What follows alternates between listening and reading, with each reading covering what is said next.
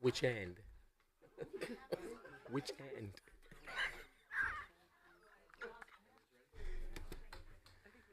Please stand for the Pledge of Allegiance. I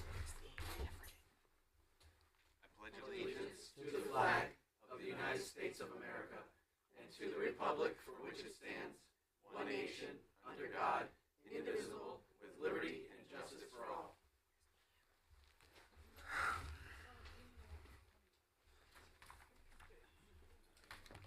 Madam Clerk, if you would do the roll call when you can.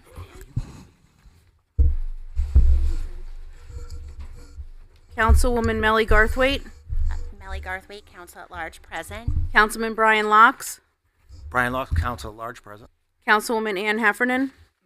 I believe she's in. Oh, she is here, but she's just stepped away. Present but unaccounted. Councilwoman Ruby Melton.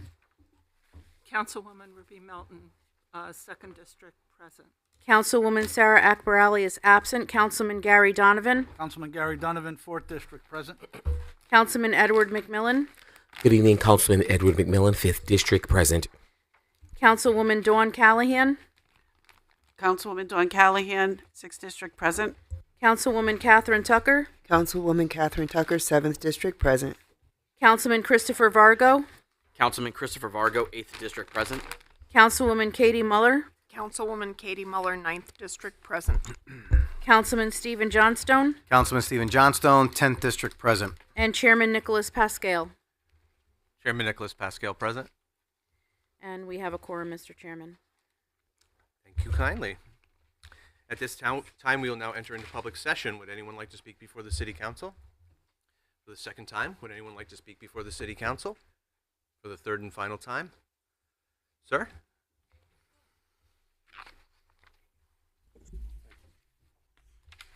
Frederick Brown, 100 Smith Street. I'd like to make 3 comments. First of all, I would like to endorse the reappointment of Kathleen Krolik to the Director of Greater New Haven Transit District Board of Directors. I think she's done an excellent job with the city, and I look forward to her continue representing the city on this board. I think it's a wonderful appointment, Mayor. Between April 4th and 11th, West Haven's going to have a restaurant week. I hope that members of the council will support it. There are about 15, 20 restaurants that are going to participate. If I can get mine to give me what they plan on specials, hopefully we'll post it, and hopefully it'll turn into a very fine week for this city.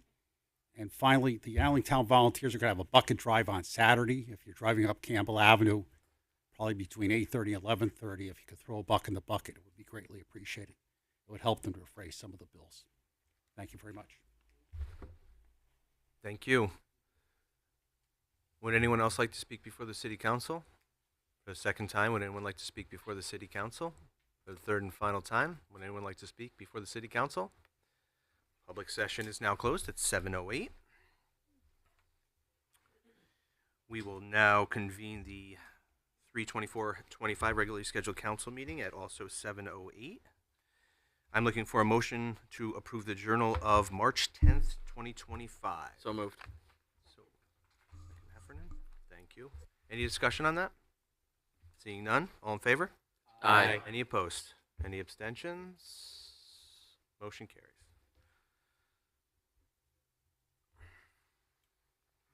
When the council clerk is ready, please hand out the communications for this evening. We have communication A from the tax collector regarding overpayment refunds for March 2025, which will be filed with tonight's minutes. Communication B from Chief Joseph Perno regarding animal shelter donations, which will be assigned to the Finance Committee, acting Chairman Vargo. Communication C from Rick Fontana, Director of Emergency Management regarding Connecticut Division of Emergency Management and Homeland Security, authorizing resolution for fiscal year 2024 grant submission being assigned to the Finance Committee, Chairman Vargo. Communication D from Mayor Dorinda Borer regarding the reappointment of Kathleen Krolik, 176 McKinley Avenue, New Haven, 06515, as Director of the Greater New Haven Transit District Board of Directors. Ms. Krolik's reappointment will be effective immediately and will expire on April 8th, 2026, being assigned to the Personnel and Civil Service Committee, Councilwoman Melton. Communication E from Abdul Qadir, city engineer, regarding an ordinance appropriating $538,000 for the costs associated with the planning, design, and rehabilitation of the sewer pipes and manholes related to Contract 2, citywide high-priority areas, and the issuance of bonds thereon, being assigned to the Finance Committee, Chairman Vargo. Communication F from Anne Marie Gordoya, tax assessor, regarding a resolution to adopt a modified depreciation schedule for the assessment of motor vehicles pursuant to Connecticut General Statutes Sections 12-63 as amended by Bill Number 7067 of the General Assembly effective 2014, being assigned to the Finance Committee, Chairman Vargo. And that concludes our communications for this evening, Mr. Chairman. Thank you again. Will now recess into our committee meetings at 7:10. The first thing on our agenda, we have Rick Fontana here, the Director of Emergency Management, regarding the City of West Haven's Emergency Operations Plan. Thank you for being with us.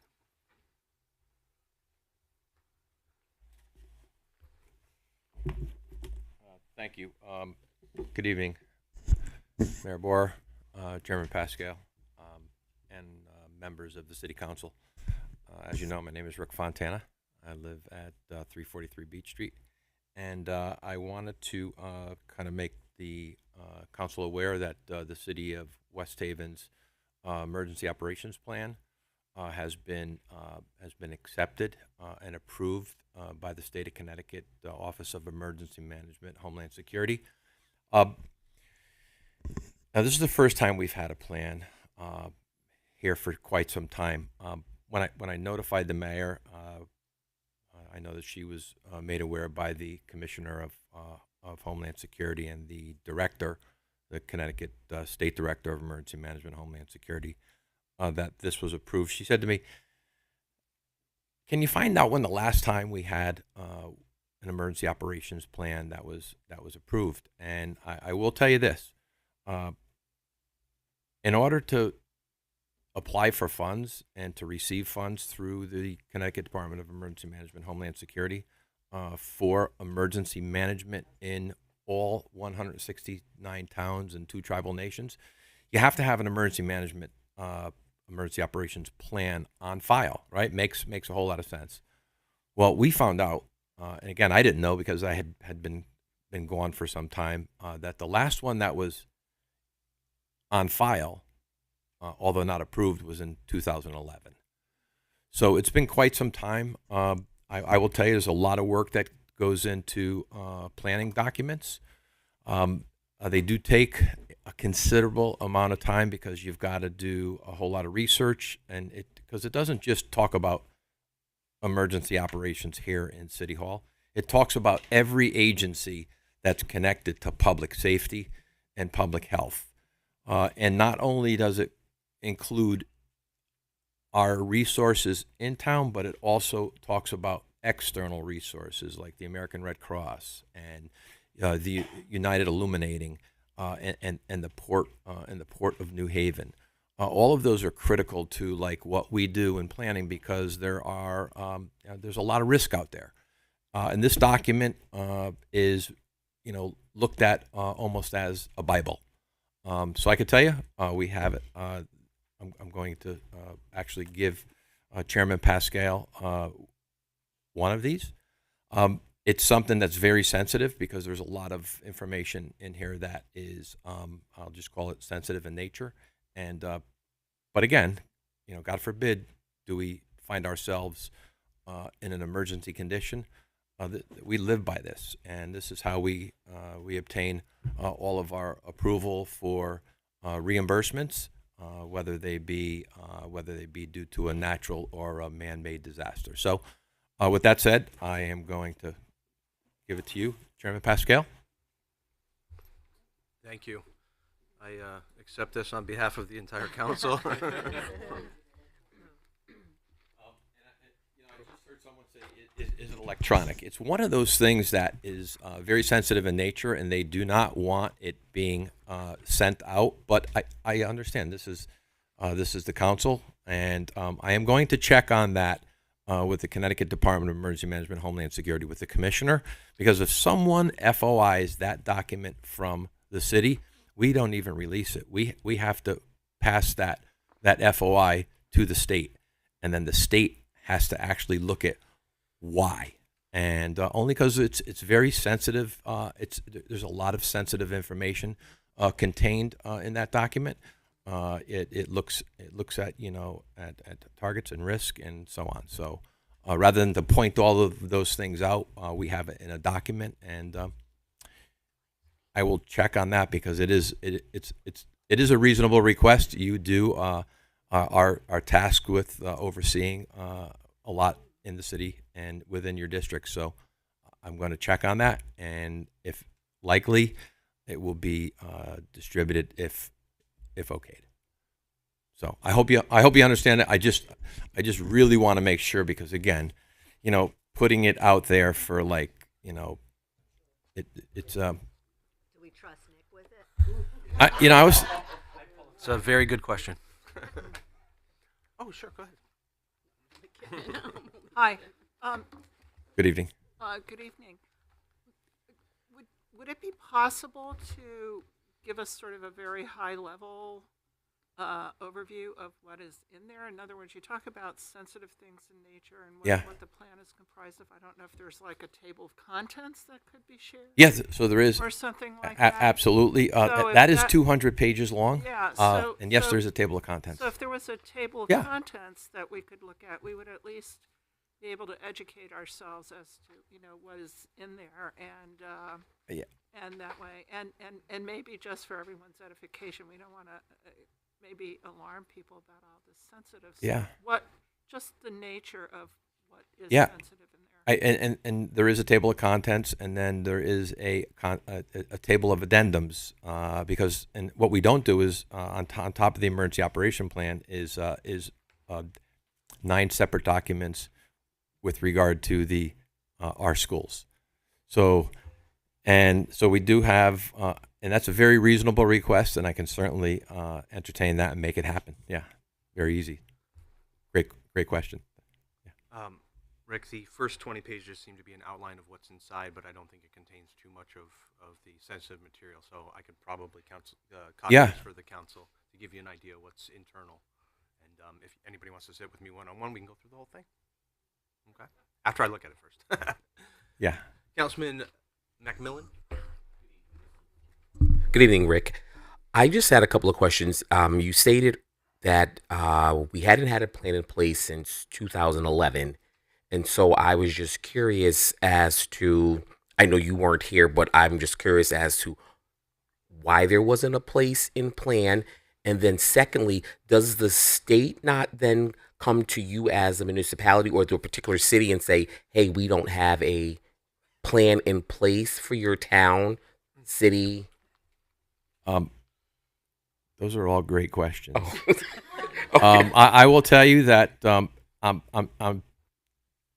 I was really surprised that had not been in place. But again, when you're not asking for reimbursement for emergency management performance, if you're not asking for that, maybe they're not asking for what's required either.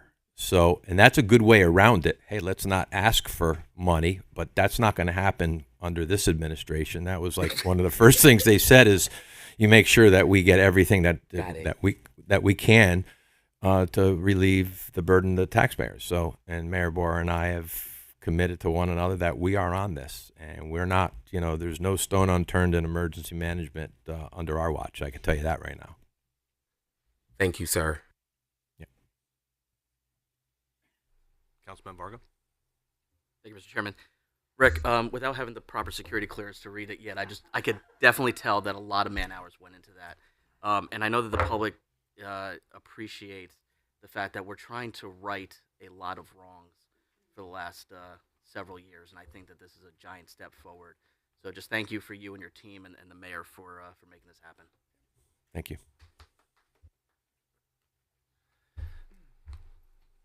Go ahead, Councilman Johnston. Thank you, Chairman. Rick, in regards to having a plan approved So, do you walk me through the process? If the plan's not approved and it comes back, do they make the recommendations? Oh, it took some time. There's a matrix, and kind of a foundation that we work off of, and then we actually sent. I had to send it in on 3 different occasions, just looking for pieces of information, and they're very particular. They don't just like flip the pages. They look at the content. They look at to make sure that the information that is required is in there. It's based off of a framework, very similar to it's similar to the National Response Plan, but at a lower level. And it's again, there's 200 and change pages there, but if you put all of the other addendums in there, it gets pretty it gets pretty lengthy. Okay. So I guess my next question would be just if the last one that was proposed was 2011, and unfortunately, just knowing in the short time I've been on the council, can you get fined for not having a plan? Is there a process for that too, or is it just you don't have a plan and whatever happens, happens, hope nothing happens? I don't believe so. I think and again, I could tell you that the public safety departments here all have standard operating procedures within each of their departments, although maybe not submitted to the state because the state are the ones who do the pass-through funding. It's federal dollars that get passed through to the state of Connecticut, and then the state of Connecticut to the local municipality for fulfilling the obligations. And I think when you're not asking for that funding, that maybe it does go unchecked. And I don't know. It's a great question. I will tell you that. I mean, I've been involved in next door in New Haven, and I can tell you that we, just like here, we have a plan, and it's a requirement, and we've not. There's too much at risk here. God forbid we have something that requires especially for reimbursing for federal emergencies. Without that unified command and an emergency operations plan, the funding is jeopardized. Gotcha. No doubt. Thanks, Rick. Appreciate it. Thank you, Chairman. Yeah. Thank you. Any other questions? Sure. Director Fontana, thank you very much. With a document that was defunct for over a decade, this probably was not an easy process. So we appreciate you, and we appreciate what you've done. Yeah. Even if you had a framework to work by, so much has changed since 2011 to now. Yeah. So thank you on behalf of the council and the people of West Haven. You're welcome. Thank you. Madam Mayor? So I just want to, first of all, thank Rick as well. I thank him all the time. I'm very thankful he's here. But just, emergency services director, his role, he's really, really taken it to the next level. But what that role does is it coordinates our public safety and our school system, our health department. So we didn't have that active coordination before. Everybody was doing a great job in silos, right? But we've had some school security incidents, for example. Next day after action plan, everybody's in that room, from our communication team to, police to everybody who was involved. What did we do well? What can we improve on? When there's a significant weather front coming our way, he has us all in tune. He sends the communication out, brings everybody together. Who's going out in public works? Who's going out in police? Who's, the floodgates? So emergency services director is a vital role because it really brings all the key elements together to keep our community safe and healthy. And health is a big part of that as well. Often, if there was, a health crisis, God forbid there was something happened at our university. He works very closely with even our university system and our hospitals. So it's a very big role, and we very much appreciate the work that you do in it. Thank you. I'm honored to work for all of you as well. So this is two ways. So thank you for the opportunity. I live here too, and safety is always, I think it's first and foremost probably with all of you and all of your constituents as well. So thank you for the opportunity to be part of your team. Thanks again. Rick, 1 second. Sure. Yeah, just thank you. The mayor brought something up with the UNH. First of all, thank you again for doing what you do. UNH, are they part of that? So yeah, we have the university's emergency operation plan. We collaborate with the associate vice president Ron Quagliani, and also the university police department. So yeah, we work really hand in hand with one another, because again, it's a higher education university, a lot of kids and a lot of adults there as well. Absolutely. Yeah, Thanks again so for we do. everything. Thank you, Chairman. All right. Thanks for being with us this evening. Thank you. Next up, we have Ken Carney, who is giving us our final ARPA update, as well as Washington School update. Now, I'm very excited for this because we had tasked Ken with spending all the money that we were given under ARPA, and I want to hear just how he did that, and not that there's anything left over. Hi, Ken. How are you? Good. Oh. Can you hear me? Great. I think there's extra on this side. Yeah. I shortchanged that side. My apologies. No, we got more coming.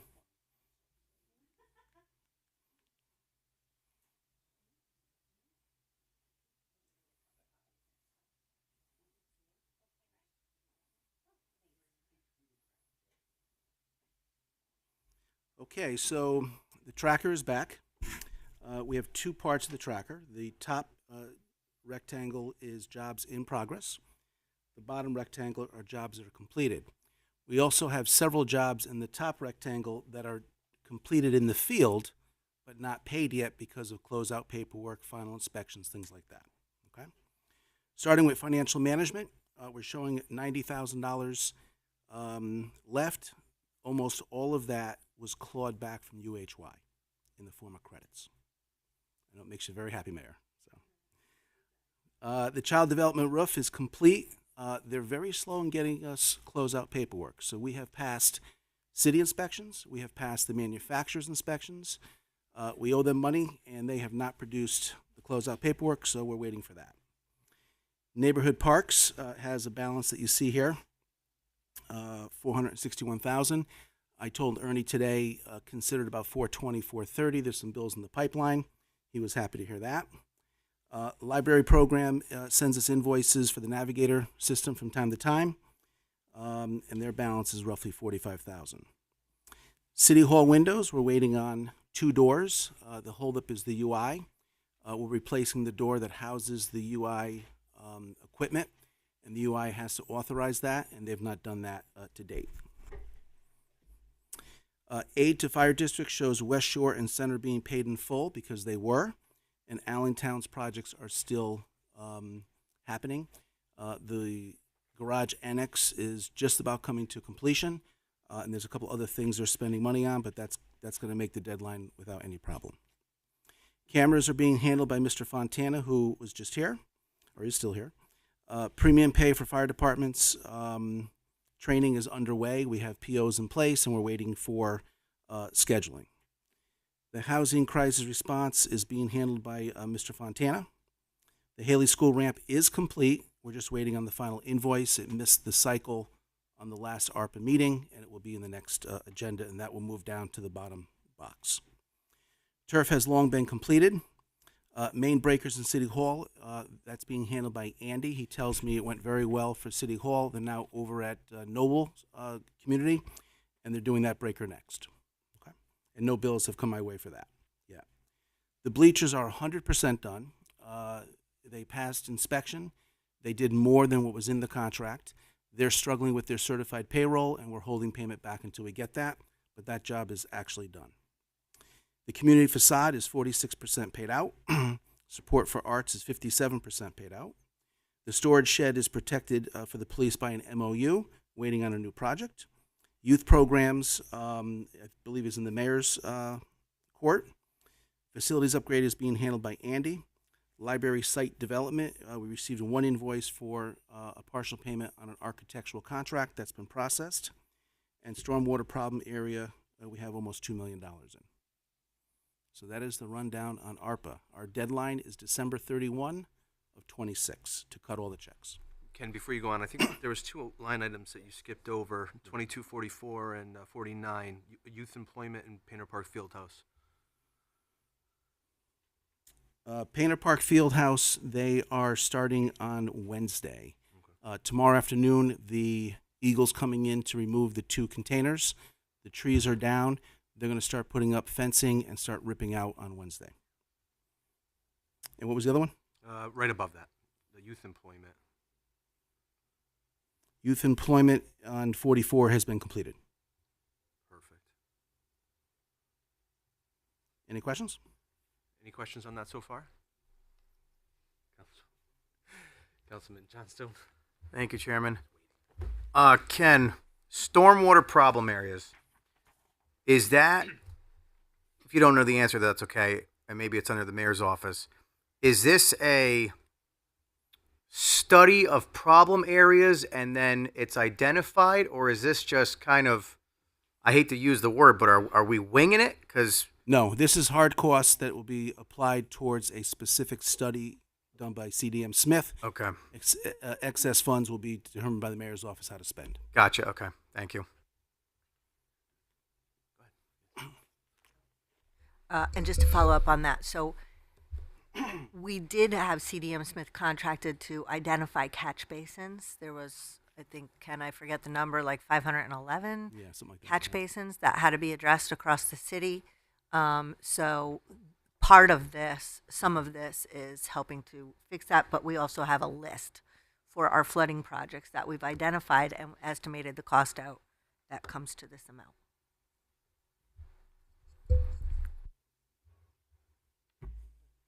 We got a lot of flooding everywhere. Yes, we do. Yeah.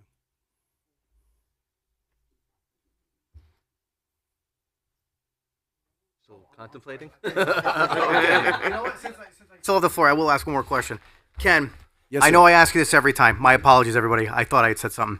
Like I said, I've said this before, so I'm going to ask it again. In your crystal ball, where do you see us at the end of the rainbow? Dotting the I's, crossing the T's, and making sure we give very little or none back to Uncle Sam at the end of the rainbow. Nothing's going back to Uncle Sam. We have plenty of time, more than a year and a half. You have a fantastic crew in finance keeping track of this stuff. Many people are involved.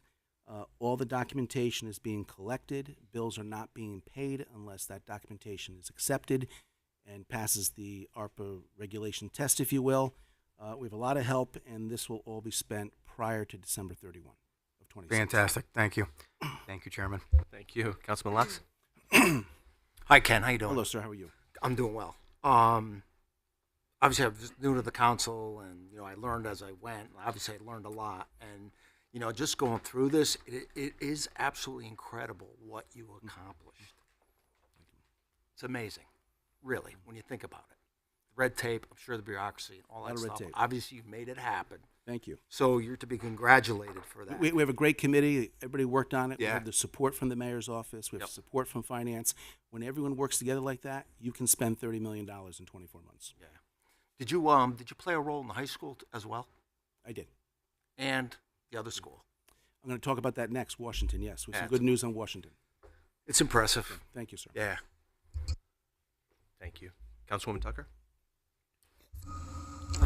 Again, I agree. You got a lot accomplished. I know I gave you a hard way to go about some of Only these once in a things, while. but- And so, on that note, can you talk a little bit about the cameras, the traffic monitor cameras? It says 69, but I don't think I heard you. So the first phase, the ARPA committee ran, which is along the beach. Okay. Mhm. Phase 2, Mr. Fontana is running. I can bring him up if you'd like to talk about Yeah, that. we'll get to him next.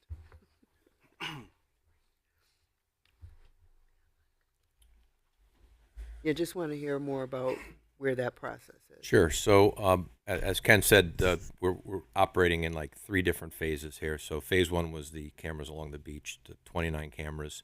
We expanded that a bit to include some cameras down along at beach in Washington, and then down toward the wastewater treatment plant, and then the boat ramp.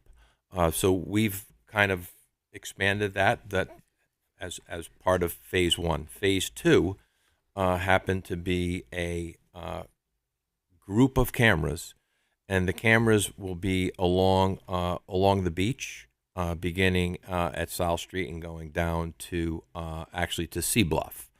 Then there's also the next set of cameras is actually part of phase two, which is City Hall, the exterior of City Hall, also the gazebo on the green, and also the each of the municipal parking lots. I think I mentioned that at one of our last meetings. Yep. But each of the municipal parking lots, so beginning on Campbell Avenue, the two scoreboards, be jetties, and then moving down Curtis behind the former Silvers, and then down to the museum, which I'm sure everybody is aware of that establishment.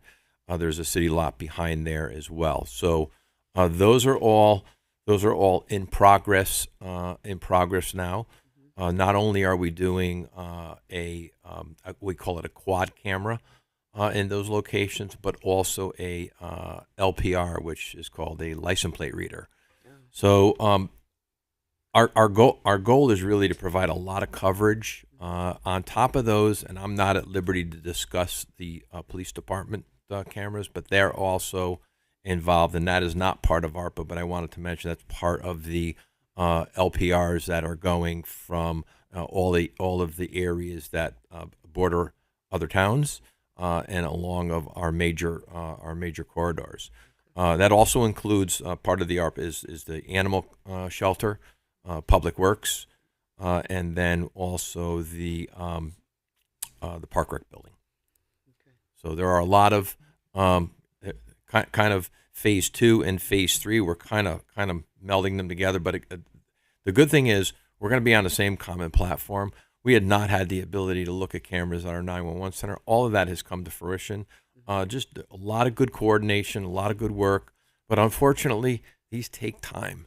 And just we're waiting on some components now. We're waiting on some of the modems that are without a modem. You don't have a serial number. You can't get a cell card because you've got to have all that in place. But again, we expect over the next 30 days to really be moving along through phase two. Okay. Thank you.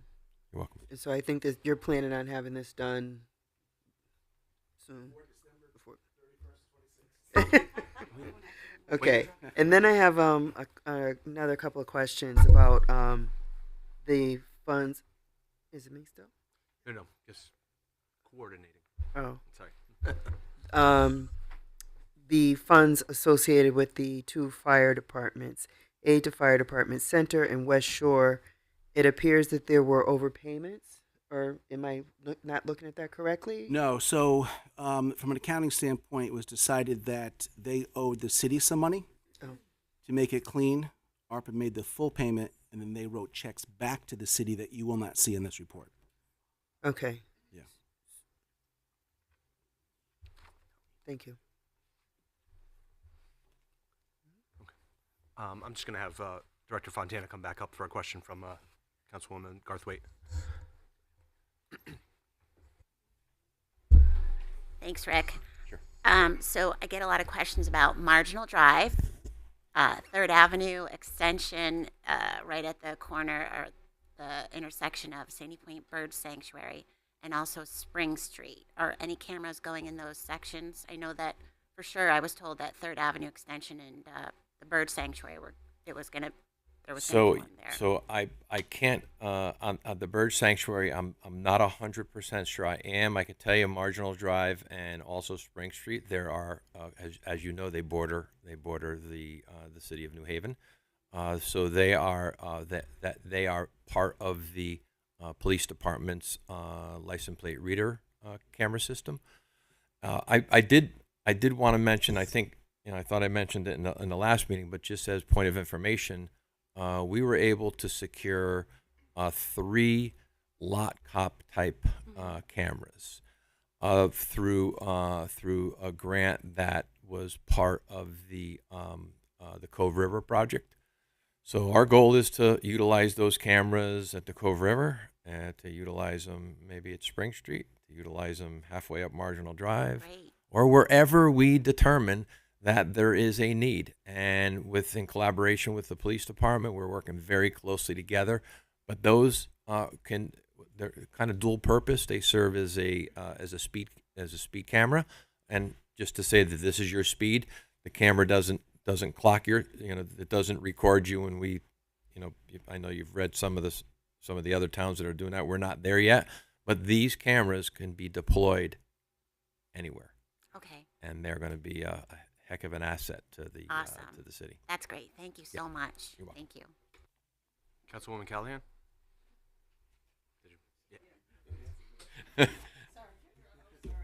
Only because it started the snowball rolling, but I just want to reiterate with Councilwoman Melly said too, is that with Marginal Drive in my district, it is a daily complaint to myself and the constituents, and I feel I can never give them the right answers. I don't think a lot of the constituents realize the part that is getting dumped on is the New Haven side. I don't think they realize that there's that town line. And I will say New Haven has been great in helping cleaning up. They are there almost daily. But it is the same complaint, almost the same people. And I'm trying to get the word out also that it is New Haven, but they are helping West Haven as well. I'm glad that you guys are collaborating together on that. Right. So that being said, and every day I drive down there, and every day there's a new dump. And every time I go by, a lot of times there is someone there actually dumping. And I've stopped twice, and then I decided not to get out of the car. But that area, and I think it's mostly where Orange Avenue and Marginal Drive meet. It's not so much up, but right there. We have cameras from the hall on that street. Oh, okay. They dump where we can't see. So the area that my cameras cover, Right. from West River Hall, Right. is a dump. So it's right, correct. So it's more further towards Orange Avenue. When those cameras go in, you'll catch them. Yeah. So I mean, Yeah. I don't know if it's an option for us in New Haven to get together and just put up like a barrier or a fence. I don't know, up to the street line. We had a lot of those. I mean, we've had some conversations regarding fencing, but I will tell you, it was a challenge initially to get to kind of collaborate with New Haven, Mm-hmm. but they've been doing pretty well. I actually, in the last week, I was down there twice, and other than the little small sectional that was there, and I Right. believe that has gone, but like it's been getting better. I agree. Because it's a if you huge daily burden on them too. yeah, You're and talking construction sites just getting dumped, like yeah. crazy stuff. So I'm glad about that. I'm glad to hear about the cameras. And I at least can come back with some answers for our folks over there in the 6th District, because, and I feel that I see a lot of people walking down there now, and the West River, the wonderful people that are always trying to, we do Saturday cleanups on the first Saturday of the month. And I feel like a lot of them feel it's a safety issue to even walk their dogs and their kids down there sometimes. So I'm glad, and I think together, it'll all come in. And if you need my help, let me know. Yeah, we can deploy those new lock hops down there too, and I can tell you, there's not only is it a trailer with a camera system, but it's a 30-foot tower. So at How the far top does of that, 30 feet, how far does it go out? oh, it goes up, and actually there's 4 cameras on top and a PTZ that we can operate from here. We can operate the cameras right from here, literally from a cell phone. Wow. From the police department, from the 911 center. So they are, they're really, I think they're going to be a real big asset to the city for sure. And then if you get that and you see the license plates of these folks that are dumping, does somebody have anything in place for fines, or does that just fall under the jurisdiction? I think if we have, we can use that surveillance to have the PD investigate it. So yeah, absolutely. Yeah. Okay, great. Thank you, guys. Councilman Vargo? Thank you, Mr. Chairman. Ken, good to see you. This is fantastic, seeing all these projects completed and seeing a lot of green on this paper. I know this wasn't easy for you. You've had your challenges, but to you, to the committee, to the team, well done. Well, and thank you for the council, and thank you to the mayor, and certainly the finance department. So everybody worked together. Thank you. Thank you. Can you speak to the funds that are allocated for the housing crisis and what that's going to look like going forward? I'm That going you to too? bring back Mr. Fontana for that. Bring my back up, buddy.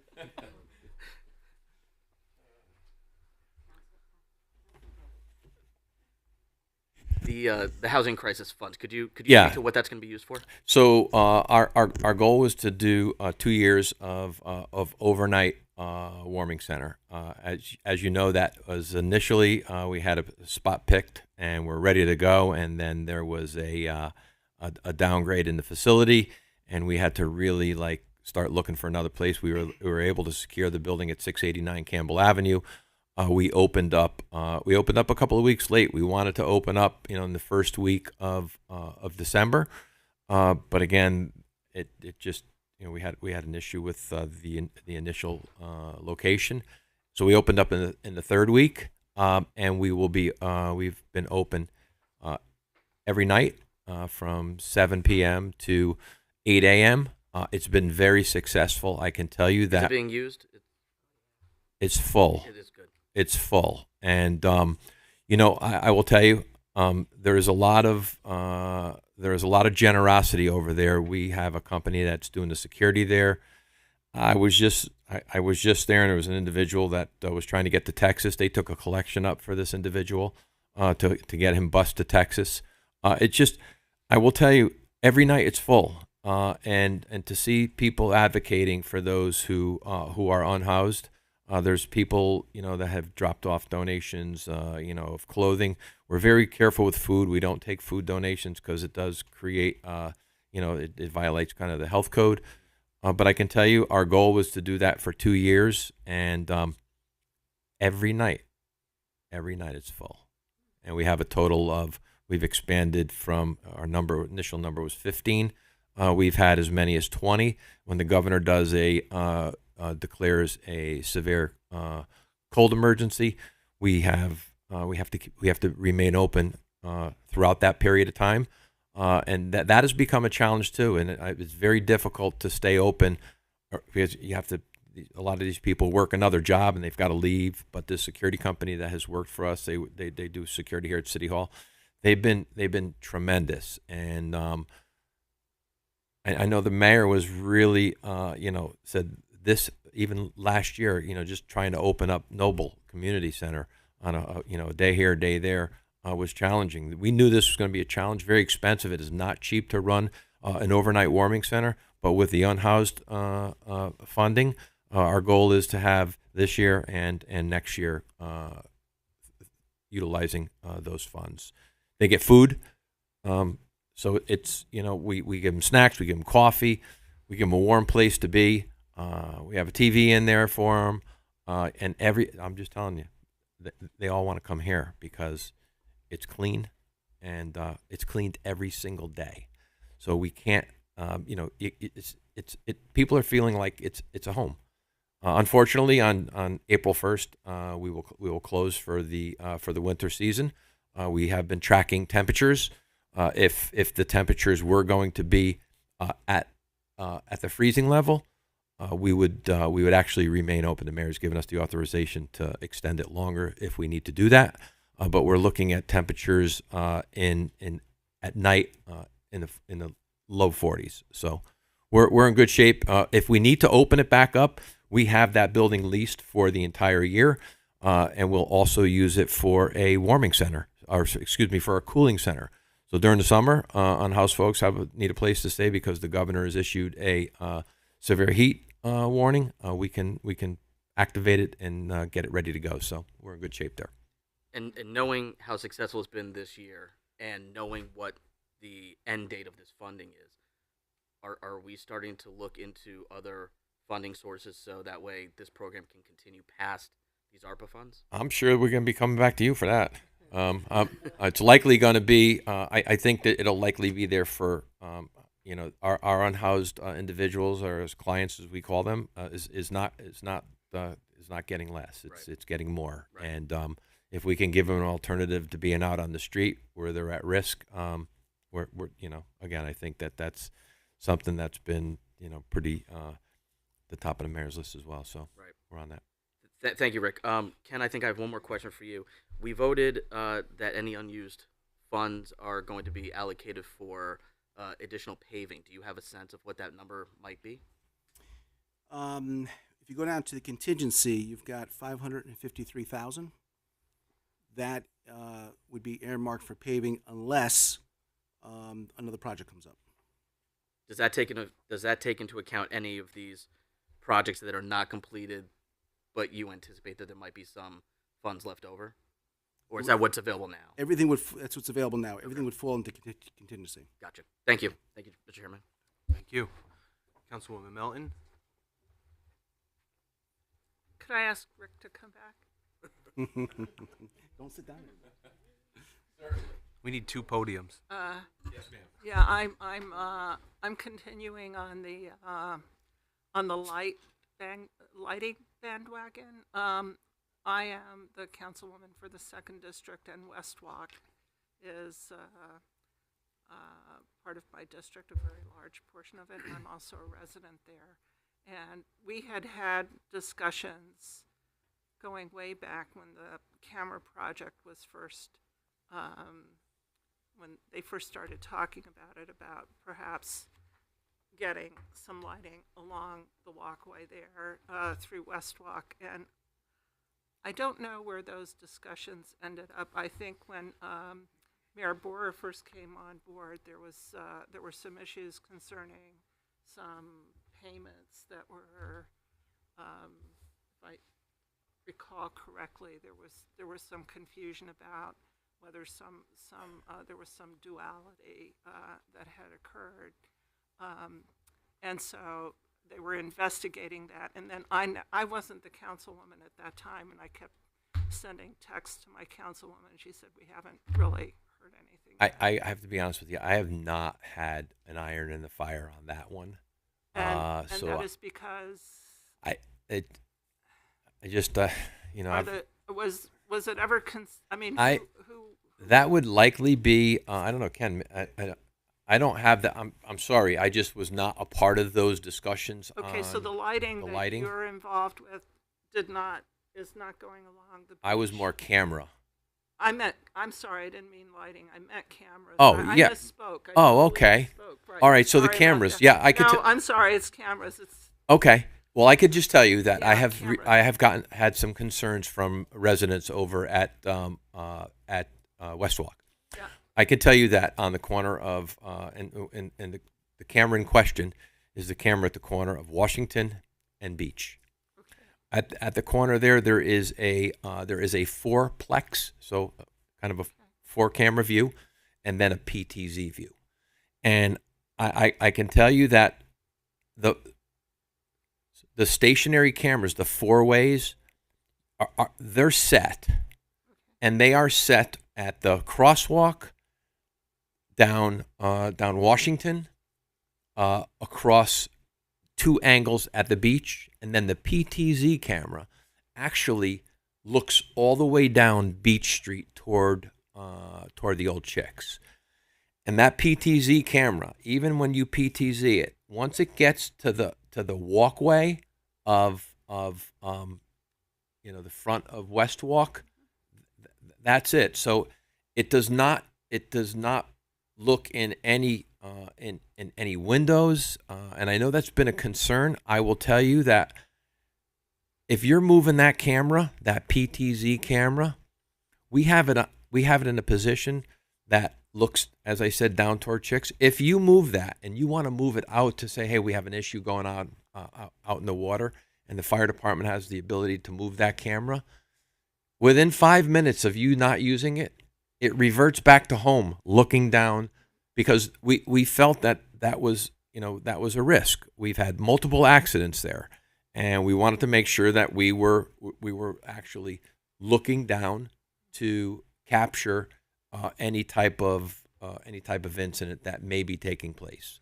Well, I guess I'm actually going in a different direction. Was there ever any consideration of putting the cameras further down into down West Walk down the boardwalk there to the end of it. I know there was a discussion a long There time was. ago, and there was concern by our residents concerning, perhaps privacy. That that they were concerned about cameras looking into the homes. How, yeah, and there was also some concern about digging up property that would, in order to put the camera lines in. And So, I just wondered if any progress had been made along those So lines. we had a conversation with your property manager. Right, He wanted to bring the cameras through West Walk. right. The consultants that we hired said absolutely not. We could not use federal funds on private property. That's where we left And it. you're saying that's private property. I'm saying where he wanted to put it was private property at the time. And, okay. Yeah. And do you know where he wanted to put it? He had sent me something. I have to go back in the file and look. I don't remember right now, but it wasn't on the water. It was in the community. Because the walkway itself, there's this sort of it's a public walkway for all intents and purposes, and the city had put cameras along the walkway there a number of years ago, and they were being monitored by the police department, and so we've been having this ongoing discussion for a number of years, and the residents really are concerned about incidents along the beach during the summer, and that the police are called fairly frequently down there. So we were just wondering if perhaps this is something, given the fact that you seem to have some flexibility with the funds, to take another look at this and see if there was something that could be done. I'll share my file with Mr. Fontana. Okay, Great. and maybe we could arrange to meet. Thank you. Thank you. Councilman McMillan? This is for Mr. Oh, sorry. This question is more so directed to you, Mr. Fontana. Just a quick question regarding the warming centers. Have you ever turned anyone away from the warming center? And is there an age limit there? As far No. as like if a 16-year-old just wanted to. So we have not had children there. Okay. We would refer them to New Reach, which is a Okay. child shelter. If they were with a parent, Right. we actually have 2 rooms set aside for that. But people, so there have people that have been turned away due to we've also had some individuals who had threatened someone there. They were turned away, but in general, we have not had anyone turned away for other than it being at capacity. Capacity is 15. When the governor does an extreme cold event, we bump it up to 18 because we were looking at 20, but it becomes a little congested there. And believe me, there's individuals that have CPAP machines, and it is a little bit noisy in there when you're. And we literally we utilize about 15 feet of square space per person, so it gets tight. But we have not turned people away unless there was an issue with regard to someone threatening a client. We did have somebody who stole something from someone, and but we've not had, believe me, it's been hugely successful. Absolutely. Are there beds there, or is it? There are yoga mats. Yoga mats, We can't have beds. It would then The linen. classify as a shelter, Shelter, and got then it, we got would it. be in a totally different. We wouldn't be able to have the number of people in there, and people are people make it their home. It's a pretty comfortable spot. They want the heat up on 70 plus. But listen, if that's all it takes, we're good. Thank you, Rick. All right, welcome. Anybody else for this guy? Thank you. Did you have something for Dr. Fontana? I actually had a question for Rick, but it was, what is PTZ? And I Googled it, and it's pan, tilt, zoom. So, Right. no, I don't have a question. Thank you. Perfect. Any other questions for anybody? Oh.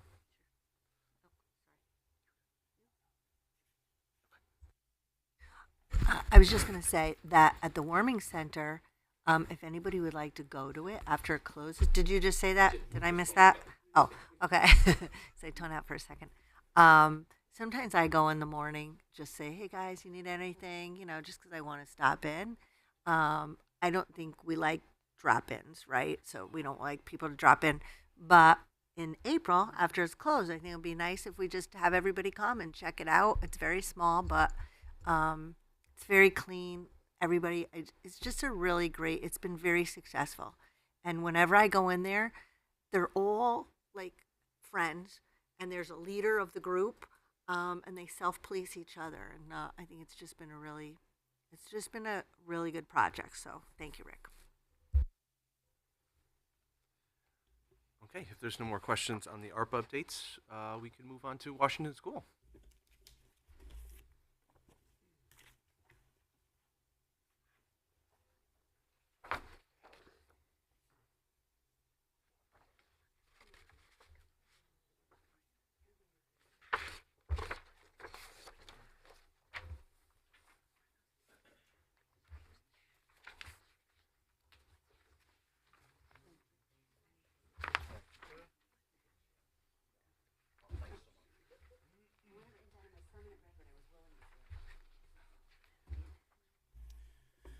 Okay, Washington School.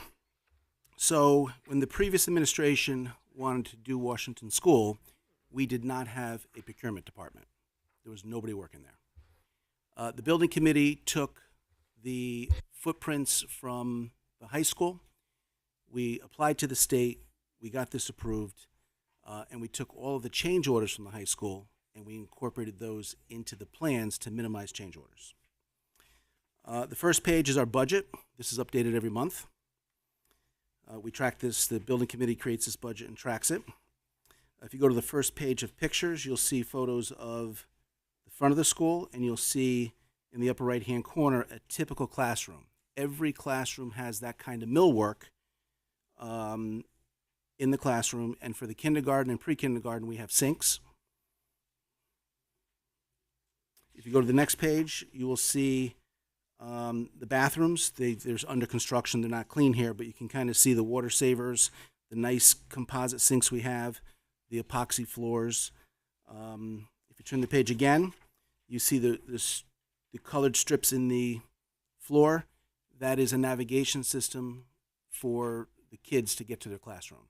So we have pre-K through fourth in this building, and every grade level has their own colors. The colors are on the signs on the door, and there's a path to their room using the colors. In the upper right-hand corner, you can see the gym floor going down. That's a hard maple. If you go to the next page, you can see the glass wall that is in the gym, and you can see some more millwork on the right-hand side. You can see the gym floor going in. The finishing is actually done now. And if you go to the last page, you can see some of the admin areas. On the right-hand, or second to last page, I apologize, on the pictures. On the left-hand side, you see the main office. There's the mailboxes for the teachers. There's some casework for the admins. Lower right-hand corner, we have this unbelievable media center that's going to have planets and stars hanging from the ceiling to keep in with the theme of the building. And the last page in the upper left corner, you can see what we saved and restored for Washington School. Okay. Now we put together on the very last page a couple facts about this project. Number one, we have 392 safe work days. We have not had a single injury. We have not had a lost day to an injury, and we have not had a close call. 111,000 hours. That's okay? awesome. Targeted business. The state requests that we strive for 25% minority participation. We didn't do that. We hit 40%. There is not a job in the entire state that can make that claim. Okay? Nice. Yeah, 40%. If you move down to the next column, the original project was priced at $38,000 with a $29 million reimbursement. Was that? 38 million, yeah. I'm tired here. 38 million with a $29 million reimbursement. The council resolution that I have, which I requested from the council back then, was just over $19 million in city share.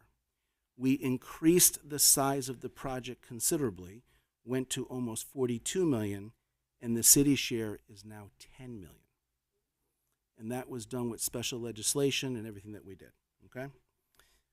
Presently, as of today, I have 1.7 million in the contingency unspent funds. Okay, that's 4% of the job.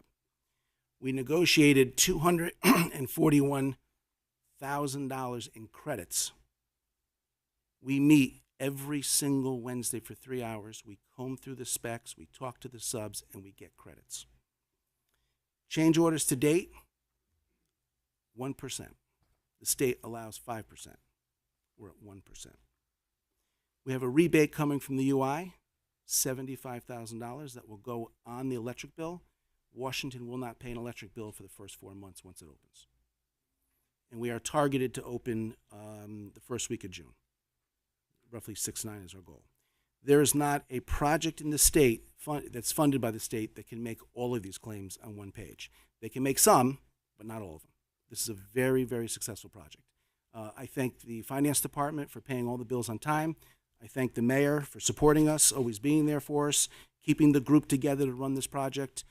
She didn't have to do that. She could have, changed the group. She didn't. We took the high school people and we took the committee, and this is what we've done so far with this. So I really want to highlight the city's share of this because I just keep staring at the page. I'm looking at a number of 19 million, which was the original appropriation that the Correct. city, the taxpayers of the city were going to owe. And that still stands today. That hasn't changed. So we have a council resolution allowing $19 million city share. And once again, the city share is now down to $10 just over million, $10 million, yeah. almost half. Correct. Due to your efforts. Well, my efforts, the mayor got us some special legislation when she was a rep. We got some special legislations. What they did is when we increased the size to 61,000 square feet, we were at that 19 million. We got a resolution, not a resolution, but a state, what do you call it? Resolution? Special legislation to take the extra square footage with a space waiver and make it reimbursable. So that bumped up, okay? We then were able to prove that remodeling the building was more costly than building new. And when we proved that to the state, they added 10% to our reimbursement. Now, originally, when we had the 19 million, we were going to do 4 phases. It was going to be a 36-month project. When we came up with the idea of moving the kids to Malloy, it went down to 18 months and took 3.2 million off the cost. Yeah. So the project's going great. It's going fantastic. And you say, I mean, I've been in politics in West Haven for a while, and I've never seen a project come in as low in the city share as this one. So, I mean, I just have to give you kudos for that. Anybody that was involved in this is fantastic. Councilwoman Heffernan, I'll let you go first. Thank you. You know, Ken, I saw these plans when they weren't started, when the school hadn't been demolished, when the kids we were seeing what we were doing at Malloy. That was an amazing feat in itself. I don't know, you didn't talk about getting Malloy ready. What 1.2 million went into Malloy. We originally went to Yale and asked to use their facility. They said no. Now, what are you going to do? You've got 426 kids. Where are you going to put them? Malloy is short 6 classrooms. There was a shortage on modular classrooms. We secured 2 right away. The other 4 we went hunting for, and we had to really convince towns, oh, you don't need them anymore. You got your school. And we got them. We got the 6 classrooms. So it's really not just this part. It's the other part, the beginning part that was really great too. But the reimbursement of rate is very, very good. You should be really commended for that. But those are all the kudos. This is a great thing too, but I don't know why. Sure. The expected UI rebate, why? So what happens is when you build above and beyond the efficiency that the state requires, for every point higher in efficiency, the UI gives you money. We reached 18%, which is Tier 3. Tier 3 pays you directly $1.25 per square foot. We have 61,000 square feet. So we're 18% more efficient than what code requires. And by doing that, we got the 75,000. But more importantly, our operations goes way down because you're now cleaning a brand new building with new products. You don't need as many janitor hours, custodial hours. Your electric bill goes down, your water bill goes down, your gas bill goes down. One more question, I'm sorry, that's okay. Looking at that sink, that's a little scary. Why is that? I could just see it getting. Oh no, that thing No? is composite. You Okay. you could stand in that sink. No issues. No, you could really. You know, if anyone's interested, You don't know the excellent breaking skills that I have. you can't break that sink. Okay. Anyone's interested, just give me a call. 4:00, the guys are out of there. I'll bring you through the building. It's amazing. Yeah. You know, I'll set that up again if the council wants to go through another tour. All set, Councilwoman? Yes, I am. Thank you so much. Councilman Johnstone, you're welcome. Thank you, Chairman. So Ken, can you? I mean, kudos to you. So can you walk us through? I guess in a Cliff Notes process here. This is looking at these numbers. It's like spotting a unicorn in the wild, right? Because West Haven, we're not known for being this much under budget. So especially with the costs of, supplies, you go to the store, wood's not what it used to be, it's more. Sure. You need tile work done. Contractors are hard to get a hold of. Their hourly rates have gone up. So can you kind of walk us through, because I'm sure there are some people out there, I'm not saying I am, but I think for peace of mind, there's always that fear of were any corners cut, right? So if you could kind of wrap up in a summary. And then the other question I have is, in regards to the contingency remaining, do you foresee any emergencies coming up on the job as we finish out the process here? Is that where that contingency is going to come into play, if there's some type of, hey, we ran into a snag kind of thing? All right, let's start with contingencies. So we're in the finished state, okay? And we're looking to do certain things to the building that we may not have been able to afford. For example, the outdoor playscape had this engineered mulch. We have now upgraded that to full rubber, okay? So we're doing things that save money over time. There's a young woman, 17 years old, going to the high school. She's an incredible artist, okay? Paints murals. She's coming in, and for $5,000, she's going to paint a bridge over a cavern in the indoor courtyard. She's very skilled, unbelievable. Her name is Liliana. So we're looking at little things like that. The bottom line is we think we'll give back close to $1 million or more. Okay. As far as, we had, everything kind of just came together. So we put this out to bid, and both the builder for the high school and the architect came in a low bid. Okay. That was a public bid, opened up in public, interviews were done. So our team that we were used to working with, we already had, which was a huge help. A lot of times you hire guys and companies, and their goal is to get as much money from you as possible. These guys or these teams work with us to reduce the change orders and find credits. We also did not spend $1 million on an owner's rep. These owner's reps cost $20,000, $30,000, $40,000 a month, and all they do is the agenda for the building committee. They review the invoices. They do the state submissions. The building committee is doing all of that, and we saved $1 million right there. Because we had these relationships, the word in the street is West Haven pays their bills on time. The high school, all the bills were paid every 30 days. On this job, they're paid on time within 30 days, sometimes sooner.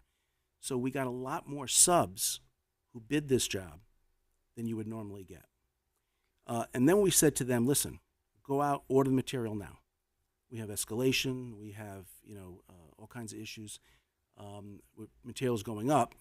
We housed the material at their places. We went, we took pictures, we inventoried it, we made sure insurance was intact, and then we were able to cut them checks for material early, and that maintained our material cost.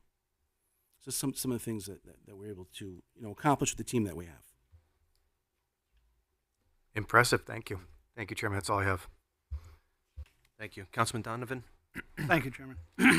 First of all, Ken, again, thank you for everything that you've done. So I'm very impressed with the amount of work hours and the zero lost time, the zero recordable injuries, which is fantastic. So Washington School, just to reiterate, we're going to be under budget and on time. Correct. West Haven High School, under budget and on time. Correct. We have another school we're thinking about eventually. Maybe you'd be part of that as well if we're. But I know I'm jumping the gun, but my main thing here is just kudos to you and your Thank you, sir. Your crew, the commission, and the whole board, everything that you guys have done. We have relationships with the building departments. The building department comes out the minute you call them. You need something from the town engineer, you get it right away. Finance constantly coming through on every payment you need, on paperwork that you need. It's really a team effort, and when you have relationships with all these different departments, this is the kind of job that you get. Absolutely. Also want to thank the mayor now, but state representative Borer at the That's time. right. But now the Thank mayor you. for also doing everything she can as well, and every department that was involved. Thank you, Chairman. Thank you. Councilman Vargo with his hand up again. Thank you, Chairman. I had the pleasure of walking the building, and you all are doing a fantastic job. So I just wanted to thank you and just sharing the kudos, but also wanted to say that I had the pleasure of hiring Liliana to paint a mural at my church across the street, and you are not going to be disappointed. This young lady is absolutely phenomenal. So she really is. I'm very happy that you're utilizing her talents and going with somebody local. You're not going to be disappointed. That's great. Thank you. Thank you. Thank you. Councilman McMillan? Good, sir. How are you? I just wanted to ask you regarding the restrooms. Are there you said it's pre-K to 4 here? Correct. Are there bathrooms in the pre-K rooms? There is. There is. Okay. Yeah. And the outside, did you have any diagrams? Because I'm on the Board of Ed liaison, and there were some really nice photos, pictures they had given us on the outside of the building and what they were planning to do. Did you have any of those? I can get those to you. Okay. No, I have them, but I was just wondering to share with the rest of the council if you had any. Okay. So from the outside, we're solving the bus problem, which has plagued that neighborhood for a long time. Okay, the buses will come in off the street now to drop the kids off. We have a separate entrance for buses for pre-K, and we also have a separate entrance for pickup and drop off for parents. And we're able to achieve all of that on that small piece of land. The courtyard is designed for students to be able to walk across the courtyard to go to different parts of the building without safety or security issues. Okay, the older kids will have a playscape outside. Now, one of the conditions from the fire marshal was if you're going to do a playscape outside, we want these big ballards, okay, for every parking space, $44,000. So we say, would you take a rock? A big rock. $4,000 credit. Okay, so now I get rid of the ballards. I have these large rocks coming in. They surround the playscape. Kids can paint them. It's much nicer. It goes up against the rubber, way better. So those are the kind of things that we do because we all get together and we have these conversations. Thank you. Any other questions? Absolutely. Councilman Lush? Just a comment. Yeah, I'm not going to be a black cloud. But I think this is all keyed to the city worthy. Key to the city worthy. In other words, it was a phenomenal job that you've done. Obviously on 2 schools, and like I said earlier with the rest of the stuff, I mean, it's impressive. You got a lot done. Thank you, sir. So, thank you. Thank you very much. Thank you. Councilwoman Tucker. And I too want No to fighting give credit tonight, right? where credit is due and say thank you. You're the motivation behind the 40%. You know that, right? Well, good. It was good for something. But I just want to thank you and just acknowledge your talent. Appreciate and it. we're Thank really you. we're grateful Thank you. for your work. Thank you. I just wanted to add, I went to Washington School myself. And I went still there see myself, many teachers from there. And I've heard from a lot of people that didn't want the school to come down. And I just think it's great that you saved the the name of the school that was above the original building and put it in there. I'm looking at the picture right now, and nostalgic wise, I think that's just fantastic. You gave credit where credit is due to the people that came before us, and I think that when people see that, they're really going to love it. If you go back to 1909, that school literally was the next generation. Prior to that, kids were literally bringing logs to school to heat the classroom. I'm not kidding. Okay? And then in 1915, they added the four corners to the school. There was a huge project where they added the four corners. The four corners that you saw in the school were not original to the 1909 project. And it was a different type of brick. When we save brick, and we still have more brick, everybody wants to buy a brick, we still have a few more. But the 1909 brick were not labeled with a date, but the 1915 brick were. So it's pretty interesting. Yeah, that was a state of the art school when it opened. So,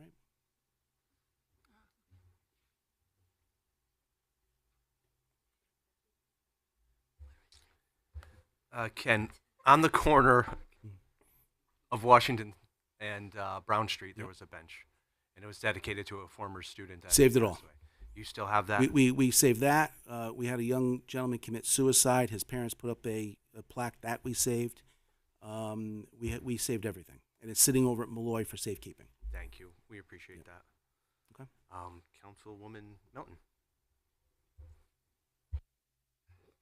Ken, I wasn't on the council when this all started, but I go up and down Washington Street all the time, every day, and I saw this project moving along. And in a way, you could see it kind of like fast motion television, where you see these things going up quickly. It almost looked like that. I mean, it kind of took your breath away.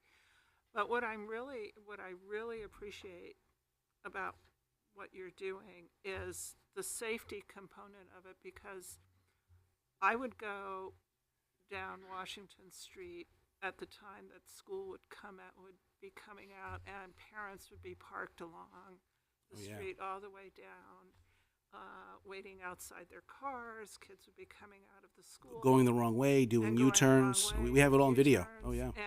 And to me, that was, I cringed every time I would go up and down that street, and I am just so thankful that we're alleviating that, because that's really foremost in my mind, the safety component, big difference, as well as the beauty of the school. And I love that you're doing the art work. And the more you can do with that and with our local artists. And our roof lines are sloped to match the Cape roof lines in the neighborhood. We maintain that slope, so when you look at it quick, it matches the same as the houses. Yeah. Well, thank you very much. Excellent. All right. Everybody have a wonderful night. Thank you, everybody. Go ahead. Any other questions? Need Rick again? Yep. Madam Mayor. Thank you, Ken. First of all, I'm having horrible flashbacks of getting that legislation passed. 9 o'clock at night on the phone. Oh, it was. 10 o'clock at night on the phone. It was, and it actually ended up getting passed that night at 11:55, and the deadline was midnight. But we used that 141 residential complex that was coming on Washington Avenue to justify the space waiver. That's right. And then it never came. We got the space waiver, though, thanks to you.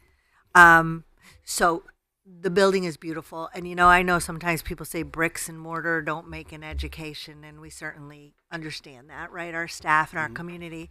But it's sure nice for these students to walk into a state-of-the-art facility and know we invest in them and really have the resources and the tools that they deserve, right, for their education. So it's really a beautiful facility. I just want to turn quickly to Malloy.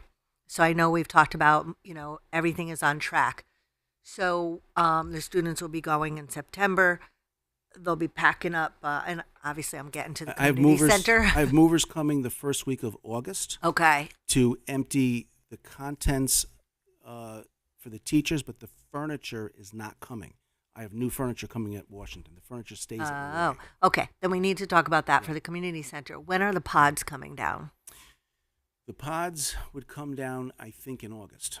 Okay. Yeah. All right. I'll make a note of that. All right. We'll talk about that. All right. Thank you. Thanks for everything. And just real quick to add to that. So we have an elevator in this school. We didn't have in the old school. We have ample bathrooms, where in the old school you had to walk down 3 flights of stairs to use a bathroom. Okay. We're completely free of asbestos, lead, and PCBs. We have a better fire detection system, fire alarms, sprinklers. We have paging throughout the school.